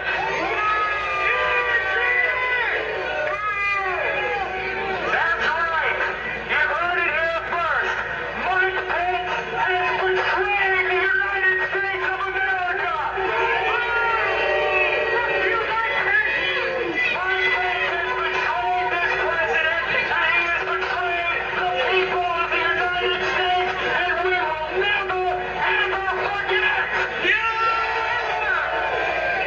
It's real simple. Pence betrayed us, which apparently everybody knew he was going to, and the president mentioned it like 5 times when he talked. You can go back and watch the president's video. This is our Capitol. Just be respectful to him. There's 4 million people coming in, so there's a lot of control. We love you guys. We love the cops. It's only a matter of time. Justice is coming. Although the President's Chief of Staff, Mark Meadows, has refused to testify before this committee, Mr. Meadows' aide, Ben Williamson, and White House Deputy Press Secretary Sarah Matthews testified that Mr. Meadows went to the dining room near the Oval Office to tell the President about the violence at the Capitol before the President's 2:24 p.m. tweet. In future hearings, you'll hear more about exactly what was happening in the White House at that time. But here is what some White House staff told the Select Committee. Do you know where he went? Yes, I followed him down the hallway, and I followed him into the outer Oval corridor, which is the hallway between the Oval Office hallway and the outer Oval section of the Oval Office. I followed him into that little corridor hallway. I saw him walk into outer Oval. I maybe took a step into outer Oval and then left. And I don't know where he went outside of that, but it looked like he was headed in the direction of the Oval Office. You know, we had all talked about at that point about how it was bad and the situation was getting out of hand. And I know Ben Williamson and I were conferring, and we thought that the president needed to tweet something immediately. And I think when Kaylee gave us that order of don't say anything to the media, I told her that I thought the president needed to tweet something. And then I remember getting a notification on my phone, and I was sitting in a room with Roma and Ben, and we all got a notification. So we knew it was a tweet from the president, and we looked down, and it was a tweet about Mike Pence. I believe I had sent him a text saying that we may want to put out some sort of statement because the situation was getting a little hairy over at the Capitol. And then it was common for, after I would text him, I would just go down and see him in person. You went down to speak with Mark Meadows after this. What was that conversation? Very brief. I went down and told him the same thing I have in the text that I can recall. And I don't remember anything that was said between us other than I told him that. And to my recollection, he immediately got up and left his office. Our investigation found that immediately after the president's 2:24 p.m. tweet, the crowds both outside the Capitol and inside the Capitol surged. The crowds inside the Capitol were able to overwhelm the law enforcement presence, and the vice president was quickly evacuated from his ceremonial Senate office to a secure location within the Capitol complex.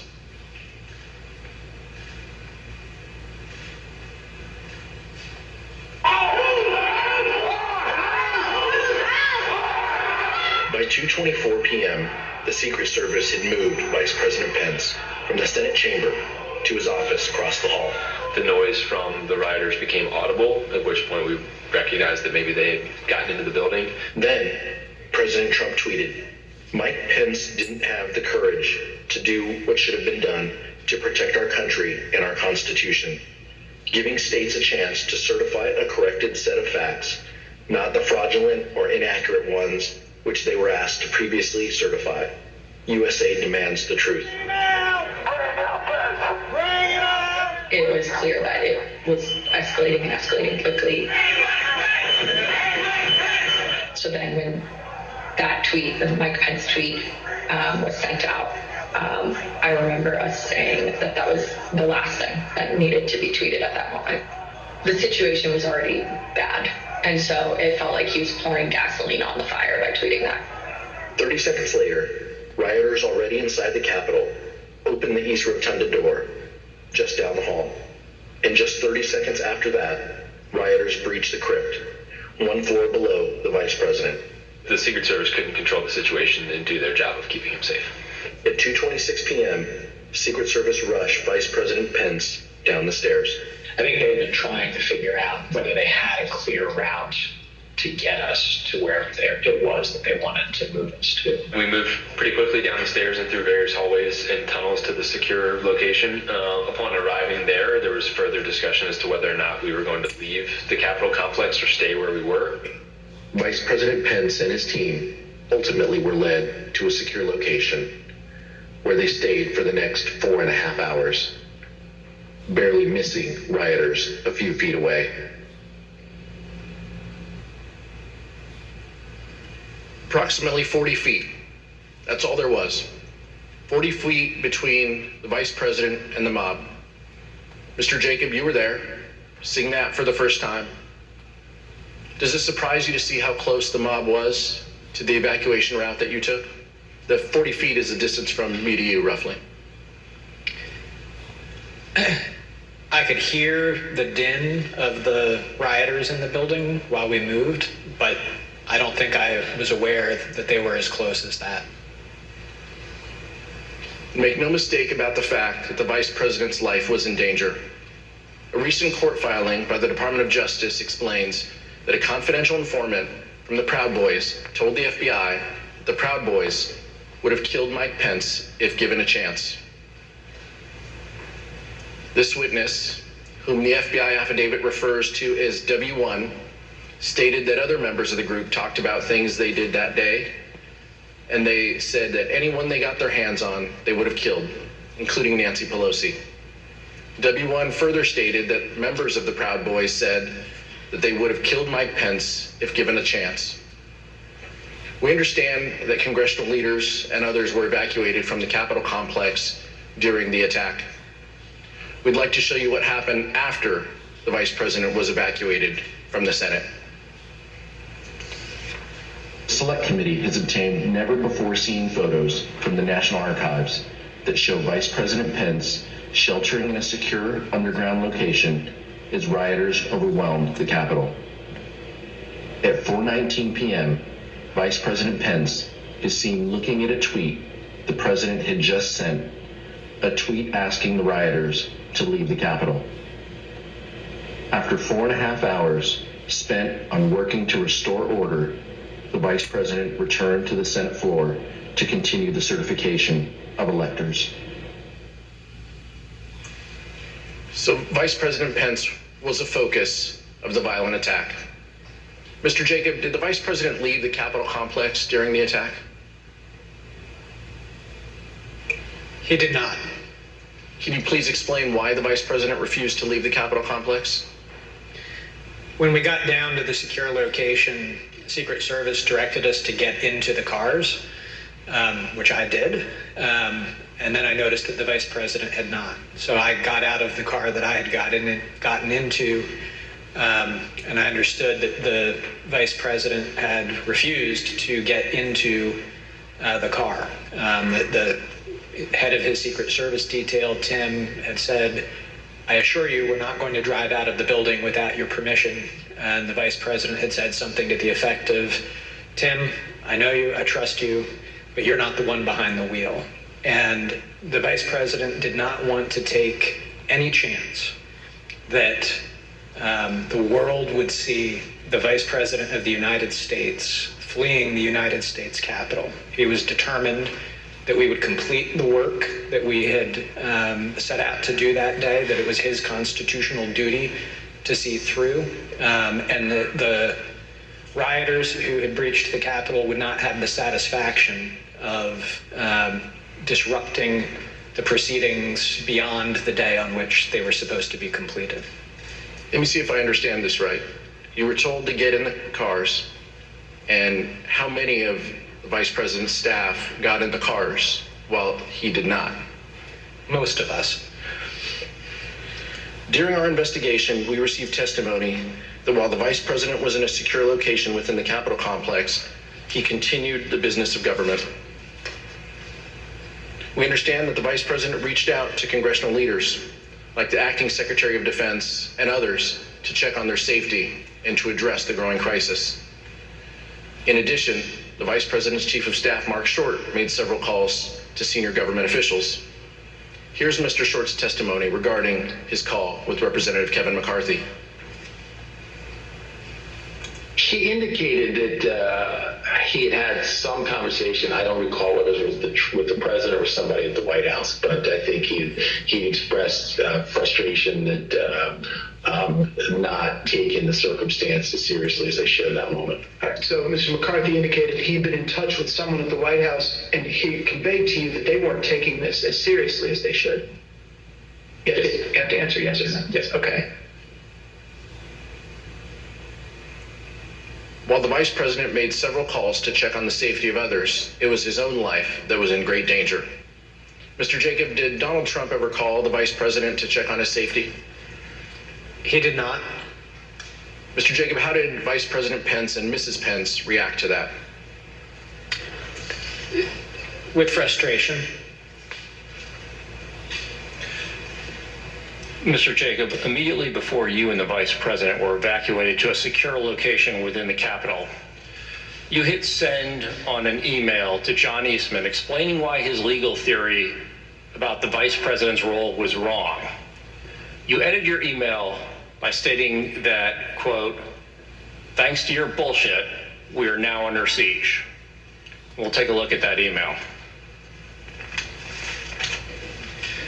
Now, Dr. Eastman replied, and this is hard to believe, but his reply back to you was, "The siege is because you and your boss," presumably referring to the Vice President of the United States, "did not do what was necessary to allow this to be aired in a public way so the American people can see for themselves what happened." Mr. Jacob, later that day you wrote again to Dr. Eastman. Let's show that email on the screen. In that email, you wrote, and I quote, "Did you advise the president that in your professional judgment, the vice president does not have the power to decide things unilaterally?" And you ended that email saying, "It does not appear that the president ever got the memo." Dr. Eastman then replied, "He's been so advised." And he ends his email with, quote, "But you know him, once he gets something in his head, it's hard to get him to change course," close quote. Mr. Jacob, when Dr. Eastman wrote, "Once he gets something in his head, it's hard to get him to change course," did you understand the he in that email to refer to the President of the United States? I did. And Mr. Jacob, did you hear from Dr. Eastman further after the riot had been quelled? And if so, what did he ask? Late that evening, after the joint session had been reconvened, the vice president had given a statement to the nation saying that violence was not going to win, freedom wins, and that the people were going to get back to doing their work. Later that evening, Mr. Eastman emailed me to point out that, in his view, the vice president's speech to the nation violated the Electoral Count Act, that the Electoral Count Act had been violated because the debate on Arizona had not been completed in 2 hours. Of course, it couldn't be since there was an intervening riot of several hours. And that the speeches that the majority and minority leaders had been allowed to make also violated the Electoral Count Act because they hadn't been counted against the debate time. And then he implored me, now that we have established that the Electoral Count Act isn't so sacrosanct as you have made it out to be, I implore you one last time, can the vice president please do what we've been asking him to do these last 2 days, suspend the joint session, send it back to the states. And we'll show you the text of that email, which Dr. Eastman wrote at 11:44 p.m. on January 6th. So after the attack on the Capitol and after law enforcement had secured the Capitol, he still wrote, as you described, quote, "So now that the precedent has been set that the Electoral Count Act is not quite so sacrosanct as was previously claimed, I implore you to consider one more relatively minor violation and adjourn for 10 days to allow the legislatures to finish their investigations." So even after the attack on the Capitol had been quelled, Dr. Eastman requested, in writing no less, that the vice president violate the law by delaying the certification and sending the question back to the states. Is that correct, Mr. Jacob? It is. Did you eventually share Dr. Eastman's proposal with Vice President Pence? Not right at that time, because the vice president was completing the work that it was his duty to do. But a day or two later, back at the White House, I did show him that final email from Mr. Eastman. And what was Vice President Pence's reaction when you showed him the email where Dr. Eastman, after the attack on the Capitol, still asked that the vice president delay certification and send it back to the states? He said, "That's rubber room stuff." I'm sorry, Mr. He said it's rubber room stuff? Yes, Congressman. What did you interpret that to mean? I understood it to mean that after having seen play out what happens when you convince people that there is a decision to be made in the Capitol legitimately about who is to be the president and the consequences of that, that he was still pushing us to do what he had been asking us to do for the previous 2 days, that was certifiably crazy. We know that the vice president did not do what Dr. Eastman requested because he presided over the completion of the counting of electoral votes late in that evening. The number of electors appointed to vote for President of the United States is 538. Within that whole number, a majority is 270. The votes for President of the United States are as follows. Joseph R. Biden Jr. of the state of Delaware has received 306 votes. Donald J. Trump of the state of Florida has received 232 votes. The whole number of electors appointed to vote for Vice President of the United States is 538. Within that whole number, a majority is 270. The votes for Vice President of the United States are as follows. Kamala D. Harris of the state of California has received 306 votes. Michael R. Pence of the state of Indiana has received 232 votes. The announcement of the state of the vote by the President of the Senate shall be deemed a sufficient declaration of the persons elected President and Vice President of the United States, each for the term beginning on the 20th day of January, 2021, and shall be entered together with the list of the votes on the journals of the Senate and the House of Representatives. Mr. Jacob, we heard earlier that you and the Vice President and the team started January 6th with a prayer. You faced a lot of danger that day. And this is a personal question. But how did your faith guide you on January 6th?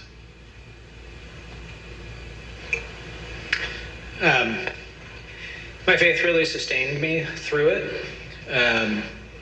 I, down in the secure location, pulled out my Bible, read through it, and just took great comfort.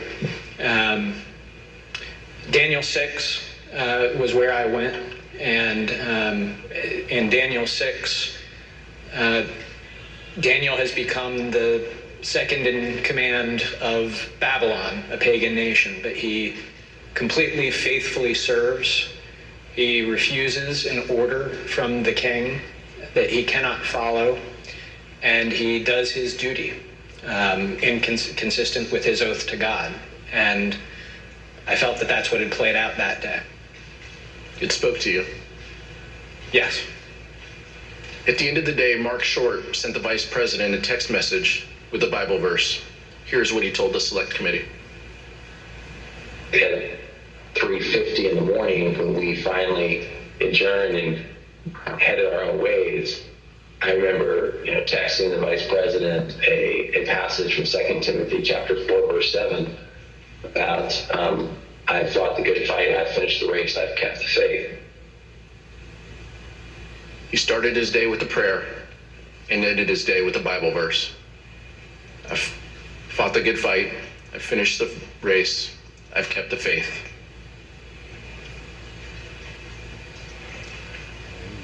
White House Attorney Eric Hirschman testified that the next day, January 7th, he received a call from Dr. Eastman. Here is Mr. Hirschman's account of that call. The day after, Eastman, I don't remember why he called me, he texted me or called me, wanted to talk with me, and he said he couldn't reach others.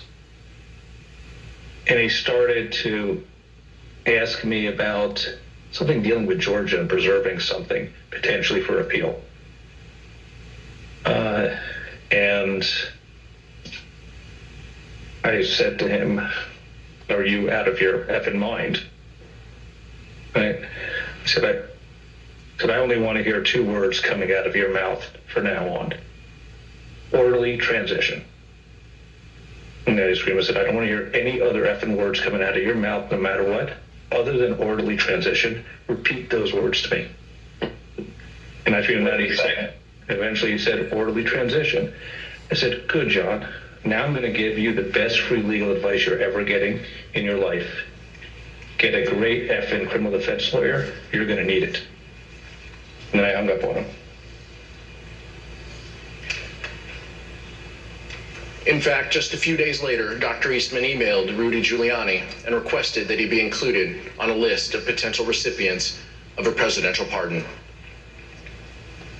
Dr. Eastman's email stated, quote, I've decided that I should be on the pardon list, if that is still in the works.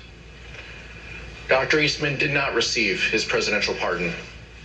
So let's see what Dr. Eastman did as a result when he was deposed by this committee. I assert my Fifth Amendment right against being compelled to be a witness against myself. Did the Trump legal team ask you to prepare a memorandum regarding the Vice President's role in the counting of electoral votes at the joint session of Congress on January 6, 2022? Dr. Eastman, did you advise the President of the United States that the Vice President could reject electors from 7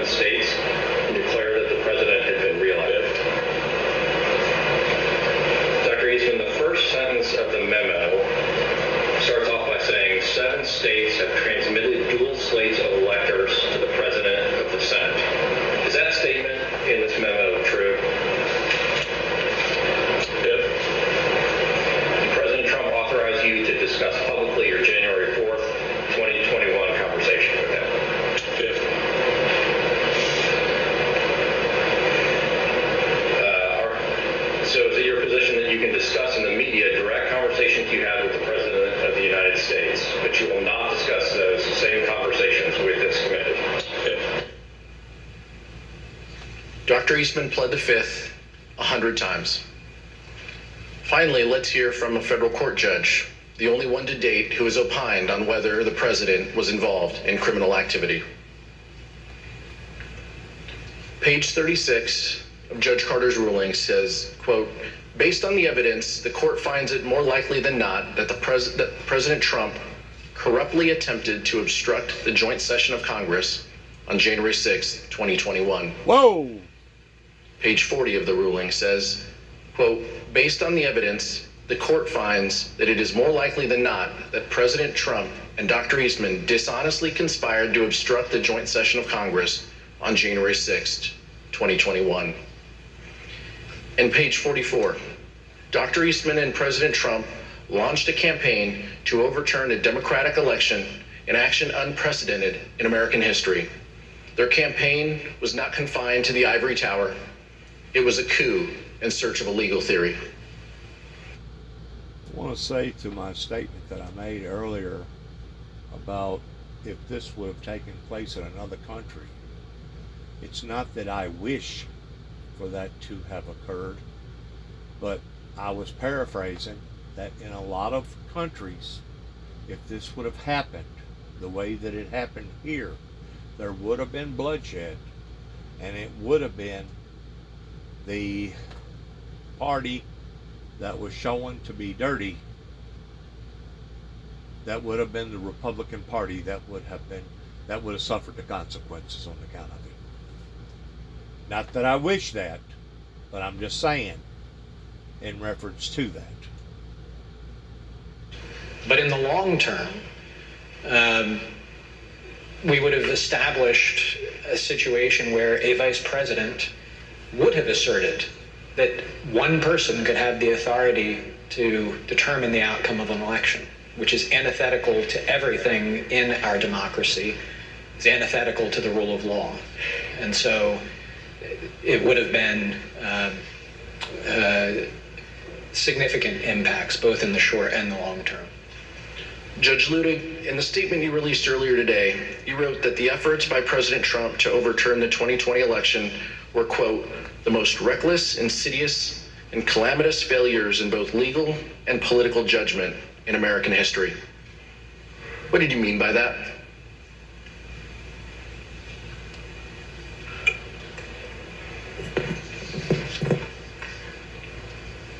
Exactly what I said, Congressman.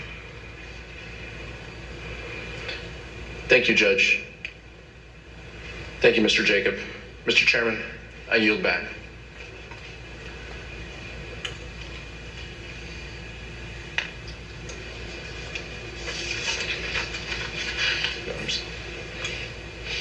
Gentlemen. I'm sorry.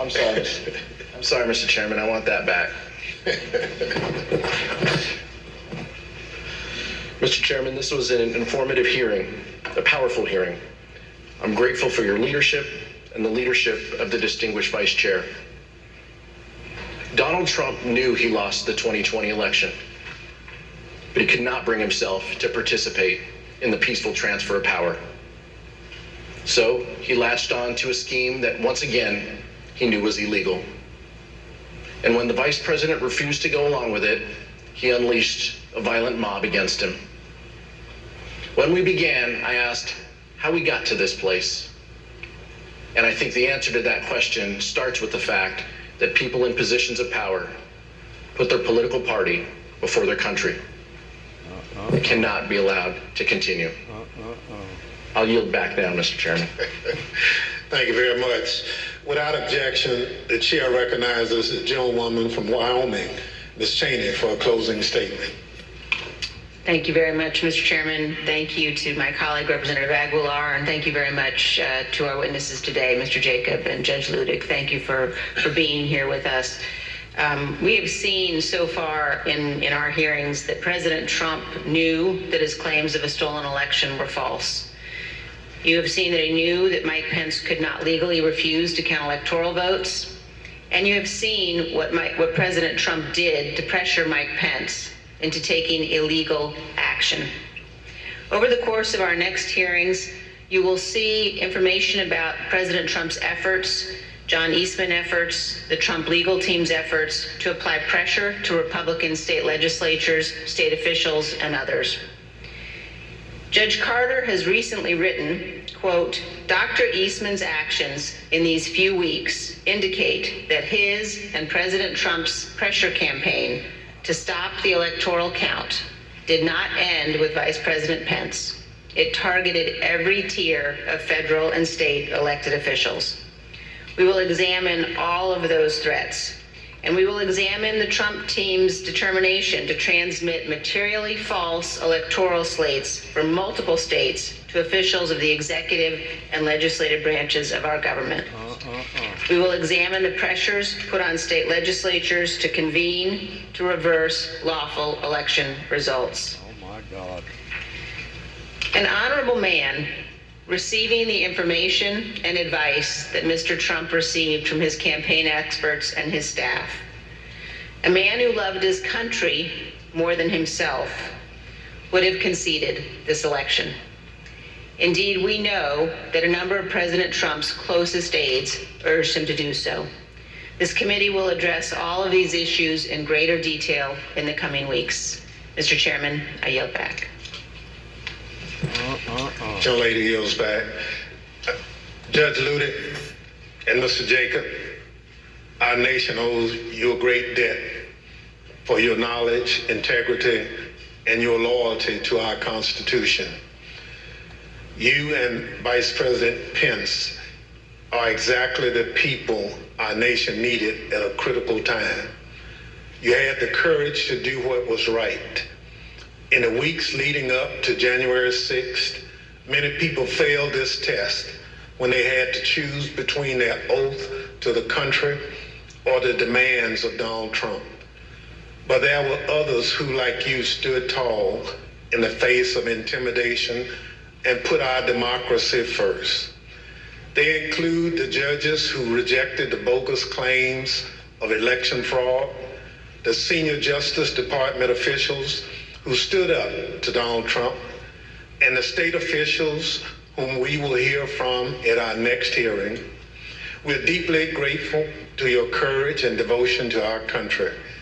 There are some who think the danger has passed, that even though there were violence and a corrupt attempt to overturn the presidential election, the system worked. I look at it another way. Our system merely failed and our democratic foundation destroyed, but for people like you. Judge Ludick, I want to give you an opportunity to share your thoughts on the ongoing threat. You've written the clear and present danger to our democracy. Now is that former President Donald Trump and other political allies appear prepared to seize the presidency in 2024 if Mr. Trump or one of his anointed candidates is not elected by the American people. What do you mean by this?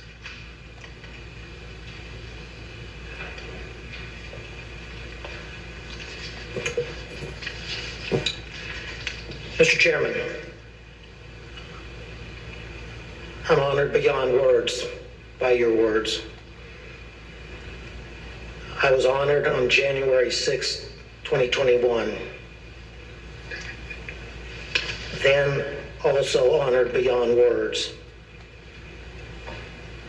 to have been able to come to the aid of Vice President Mike Pence.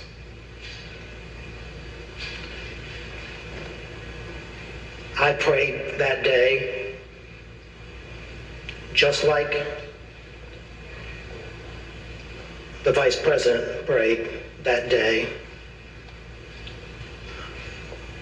I believe we may have prayed the same prayer to the same God. I prayed that same prayer with my wife this morning before I came into these hearings.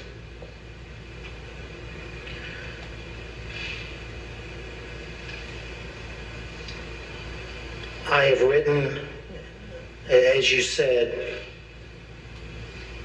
Chairman Thompson, that today,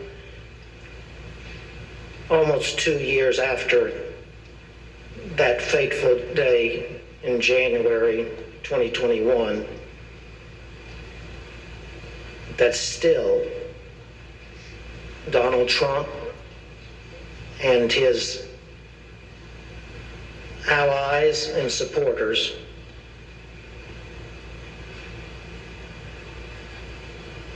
are a clear and present danger to American democracy. That's not because of what happened on January 6th. It's because to this very day, the former president, his allies and supporters pledge that in the presidential election of 2024, if the former president or his anointed successor as the Republican Party presidential candidate were to lose that election, that they would attempt to overturn that 2024 election in the same way that they attempted to overturn the 2020 election, but succeed in 2024 where they failed in 2020. I don't speak those words lightly. I would have never spoken those words ever in my life, except that that's what the former president and his allies are telling us. As I said in that New York Times op-ed, wherein I was speaking about the Electoral Count Act of 1887, the former president and his allies are executing that blueprint for 2024 in open and plain view of the American public. I repeat, I would have never uttered one single one of those words unless the former president and his allies were candidly and proudly speaking those exact words to America. Chairman, thank you for the opportunity to appear here today for these proceedings. Thank you again. Whenever he was saying what he was saying there, the first thing that it reminded me was pillaging. That a military is not pillagers, but they're a military. Meaning that there's a difference between a group of people that's out pillaging versus a military standing up for the right cause. That's the first thing that come to my mind whenever that judge made mention of that. Him out of office. We're able to present this information because so many witnesses have cooperated with our probe. But the fact is, there are more people with direct knowledge, with evidence germane to our investigation. I ask those who might be on the fence about cooperating to reach out to us. The committee's website address is being displayed behind me, january6.house.gov.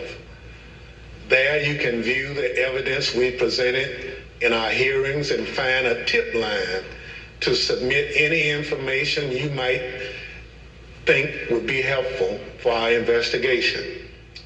And despite how you might not think it's important, send us what you think.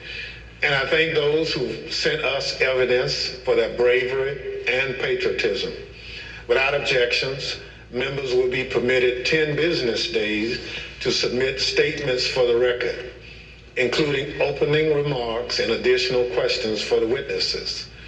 The chair requests those in the hearing room remain seated until the Capitol Police have escorted members from the room. Without objection, the committee stands adjourned. And with that, the conclusion of the third hearing of the January 6th Select Committee. Incredibly dramatic new information about what was going on with the Vice President and the President, their interactions when the Vice President was taken down to that secure location, how he refused to get into his motorcade, refused to get into his car because he said to the Secret Service, I respect you, I trust you, but you're the one behind the wheel. I will not leave. And basically saying he would not leave the Capitol facility. He wanted to complete his job, which was not completed until 3:23 a.m. He was in that secure location for 4.5 hours. And most memorably, the way Greg Jacob and Judge Ludick, but particularly Greg Jacob, his White House counsel, ended with prayer in that secure location, saying he pulled out his Bible and he read from Daniel 6, that Daniel had become the commander of Babylon and refused an order from the king. This after incredible 2 days, summarizing several days and weeks, but 2 days of intense conversations between the Vice President and the President, the Vice President's lawyers and John Eastman, and back and forth, but refusing to go along with his direct order from President Trump, even though his life was in danger and he had to come within 40 feet of the mob when he was being escorted down to that underground location. Alec? Some of the contours of what we have heard in the testimony and in the hearings today had been previously reported at various points over the last year and a half. But to hear it, just like in the previous hearings, to hear it from the mouths of the people who were directly there, right? From people like Greg Jacob, Mark Short in tape deposition, for example, of how this went down, how they described these interactions, these moments. Eric Hirschman, for example, too, was striking. What we heard. I'll tell you what makes me sick, literally, emotionally sick, is that I was right about how that I had called this presidency. I was right about the bloody road ahead. I was right about electrical disturbances. I was right about other things that God had showed me that was yet ahead to come. But yet now, to this day, here at 291 Thompson Road, Sharon, Tennessee, zip code 3255, in Northwest Tennessee, am still being rejected and denied any type of liberty and justice for all towards a group of people that is still dead set in trying to destroy the very founder of the Windmill Ministries missions. It just absolutely is appalling that we have reached this level of rejection. It is so sad, heartbreakingly, emotionally, sickeningly sad. It is so sad that we today in the 21st century have had to witness this unfold right in front of our eyes towards a group of people that is so dead set in wanting to call the truth a lie and the lie the truth. So yes, there was a big lie. And the big lie was the Republican Party that was trying to force it down everybody's throat that they was the ones that was right. And in them knowing that they was wrong, they was purposely, intentionally trying to start a mutiny, a riot, an uprising, an overthrow. So sad. Good luck to all of us. I'm glad we had the opportunity of documenting that historically. This will be something for the historians to sit down and document and read about pertaining to the things of the future, of the things that's occurred in the past. Hopefully we can get over this. Hopefully we'll be able to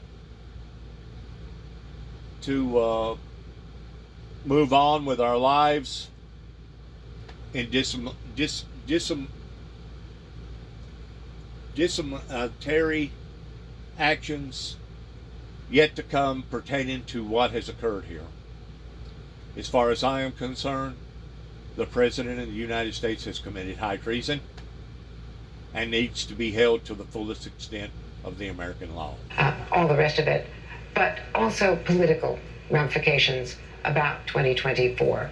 And frankly, I'm going to repeat that one more time. As far as I am concerned, the prior United States President, Ronald McDonald,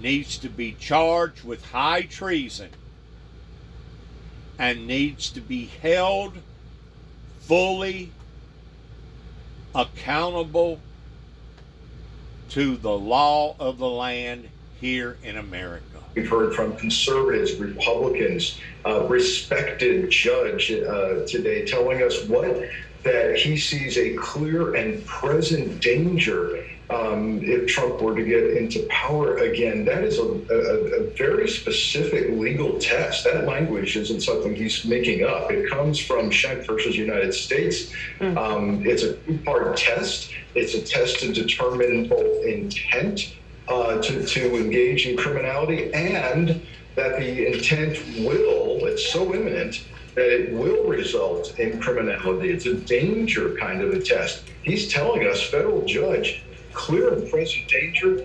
It has great meaning to him. So politically, for conservatives to hear this today and to understand the prayerfulness with which the vice president is blood curdling. It's absolutely blood curdling, chilling to hear a judge say this. Really powerful stuff. I should note, by the way, we mentioned earlier this afternoon that Mike Pence was in Ohio today for what was a kind of split-screen moment. He did not talk about anything related to January 6th. You see the former vice president there. Chuck Rosenberg, let me go to you with something that Andrea referenced, and this extraordinary revelation that the architect of, in many ways, this scheme to attempt to overturn the legitimate 2020 election results, John Eastman, in the days after January 6th, wrote to Rudy Giuliani and said, I've decided that I should be on the pardon list if that is still in the works.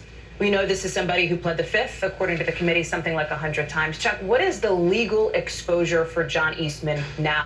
You know,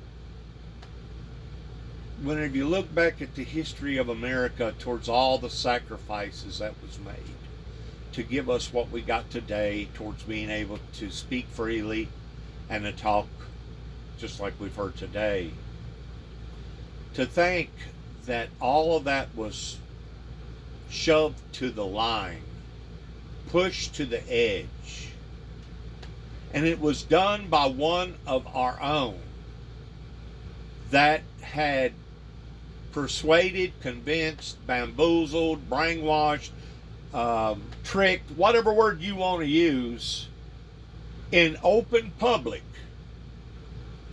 I believe is not only blood curdling, just like a blood curdling scream right before somebody either gets killed or after somebody has gotten killed.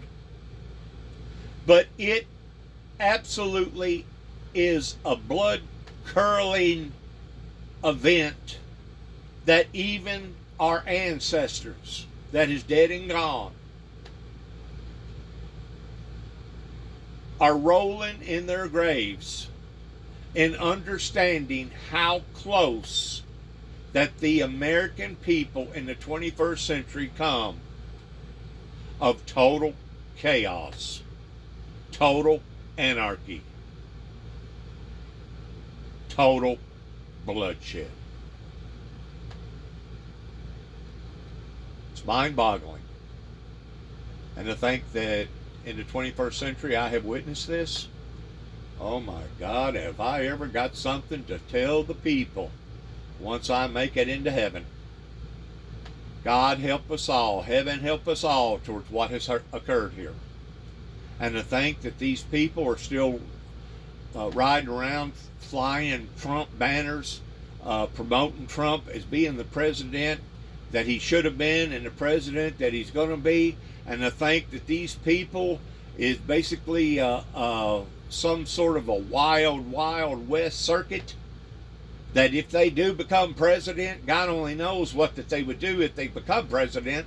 They have stained the Republican Party for life. For life. For life. This is a blood-curdling event that exceeds anything that I've ever heard about, read about, or even thought about. Hollywood can't think of nothing like this. Hollywood did not have the capabilities of thinking that something like, I mean, I've seen White House Down, I've seen this, I've seen that movie, but not explicitly out the way that this has come out. I don't think there's nobody in Hollywood that has an imagination that could have brought this out the way that it's been brought out just within, this is now round 3, the third trial. It is so blood-curdling, shamefully sickening. Oh my God. Of this, in that Mike Pence is portrayed as someone who stood up to the President of the United States, and that Donald Trump was not only aware that it was wrong, but said, you know, wouldn't it be cool to have that kind of power? And that John Eastman actually said, well, you know, once he gets something in his head, you can't talk him out of it. Although John Eastman had put the incorrect theories in his head.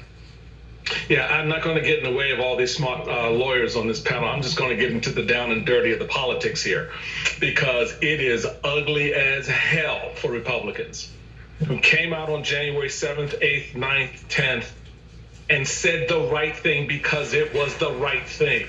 They knew instinctively, they knew in reality that Donald Trump was wrong in his behavior and the execution of that behavior relative to January 6th. And to then, after that, double back, double round, and double down on defending him, excusing it, ignoring it. Right. Nothing more than just some walk through the Congress, some type of political discourse, a misunderstanding. Right. All of that politically, in the face of this very damning evidence, to Ari's last point, is going to have a real political blowback potentially on Republicans. It'll be interesting to see how they dance on that pinhead over the next few weeks. Joyce, we have about 25 seconds left, and I'm sorry to do that to you, but I want to get you into the conversation here, so let me turn the floor to you. Well, something powerful that we saw today that we should look for in the future as we turn our attention to whether DOJ will prosecute is the very powerful way that the committee juxtaposed the president's tweets after he'd been told that the plan was illegal and rioters were storming the Capitol, and he continued to target Mike Pence. It's tough to walk that back. You've got the tweets and then the videotape of the rioters talking about their desire to hang Mike Pence.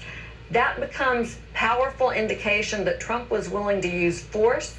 Force is the key element in proving insurrection or seditious conspiracy Where this leads, we don't know for sure yet, With but it's the a hint of what intent. the evidence could look like.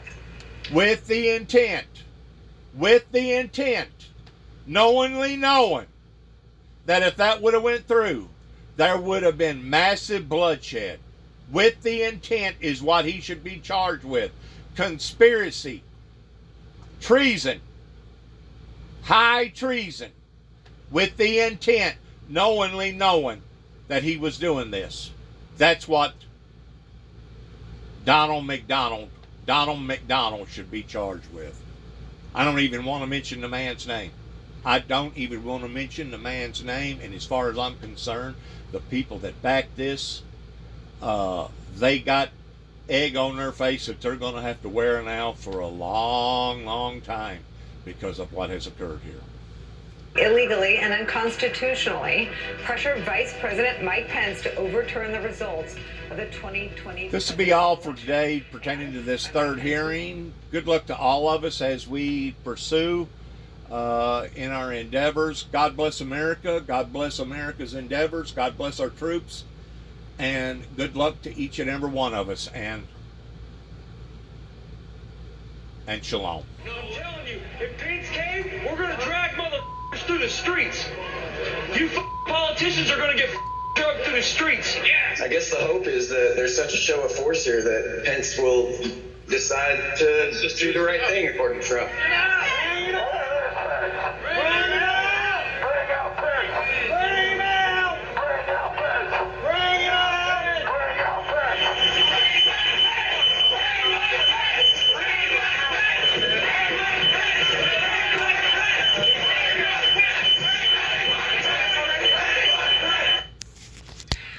Much of today's testimony centered around a man named John Eastman, an attorney.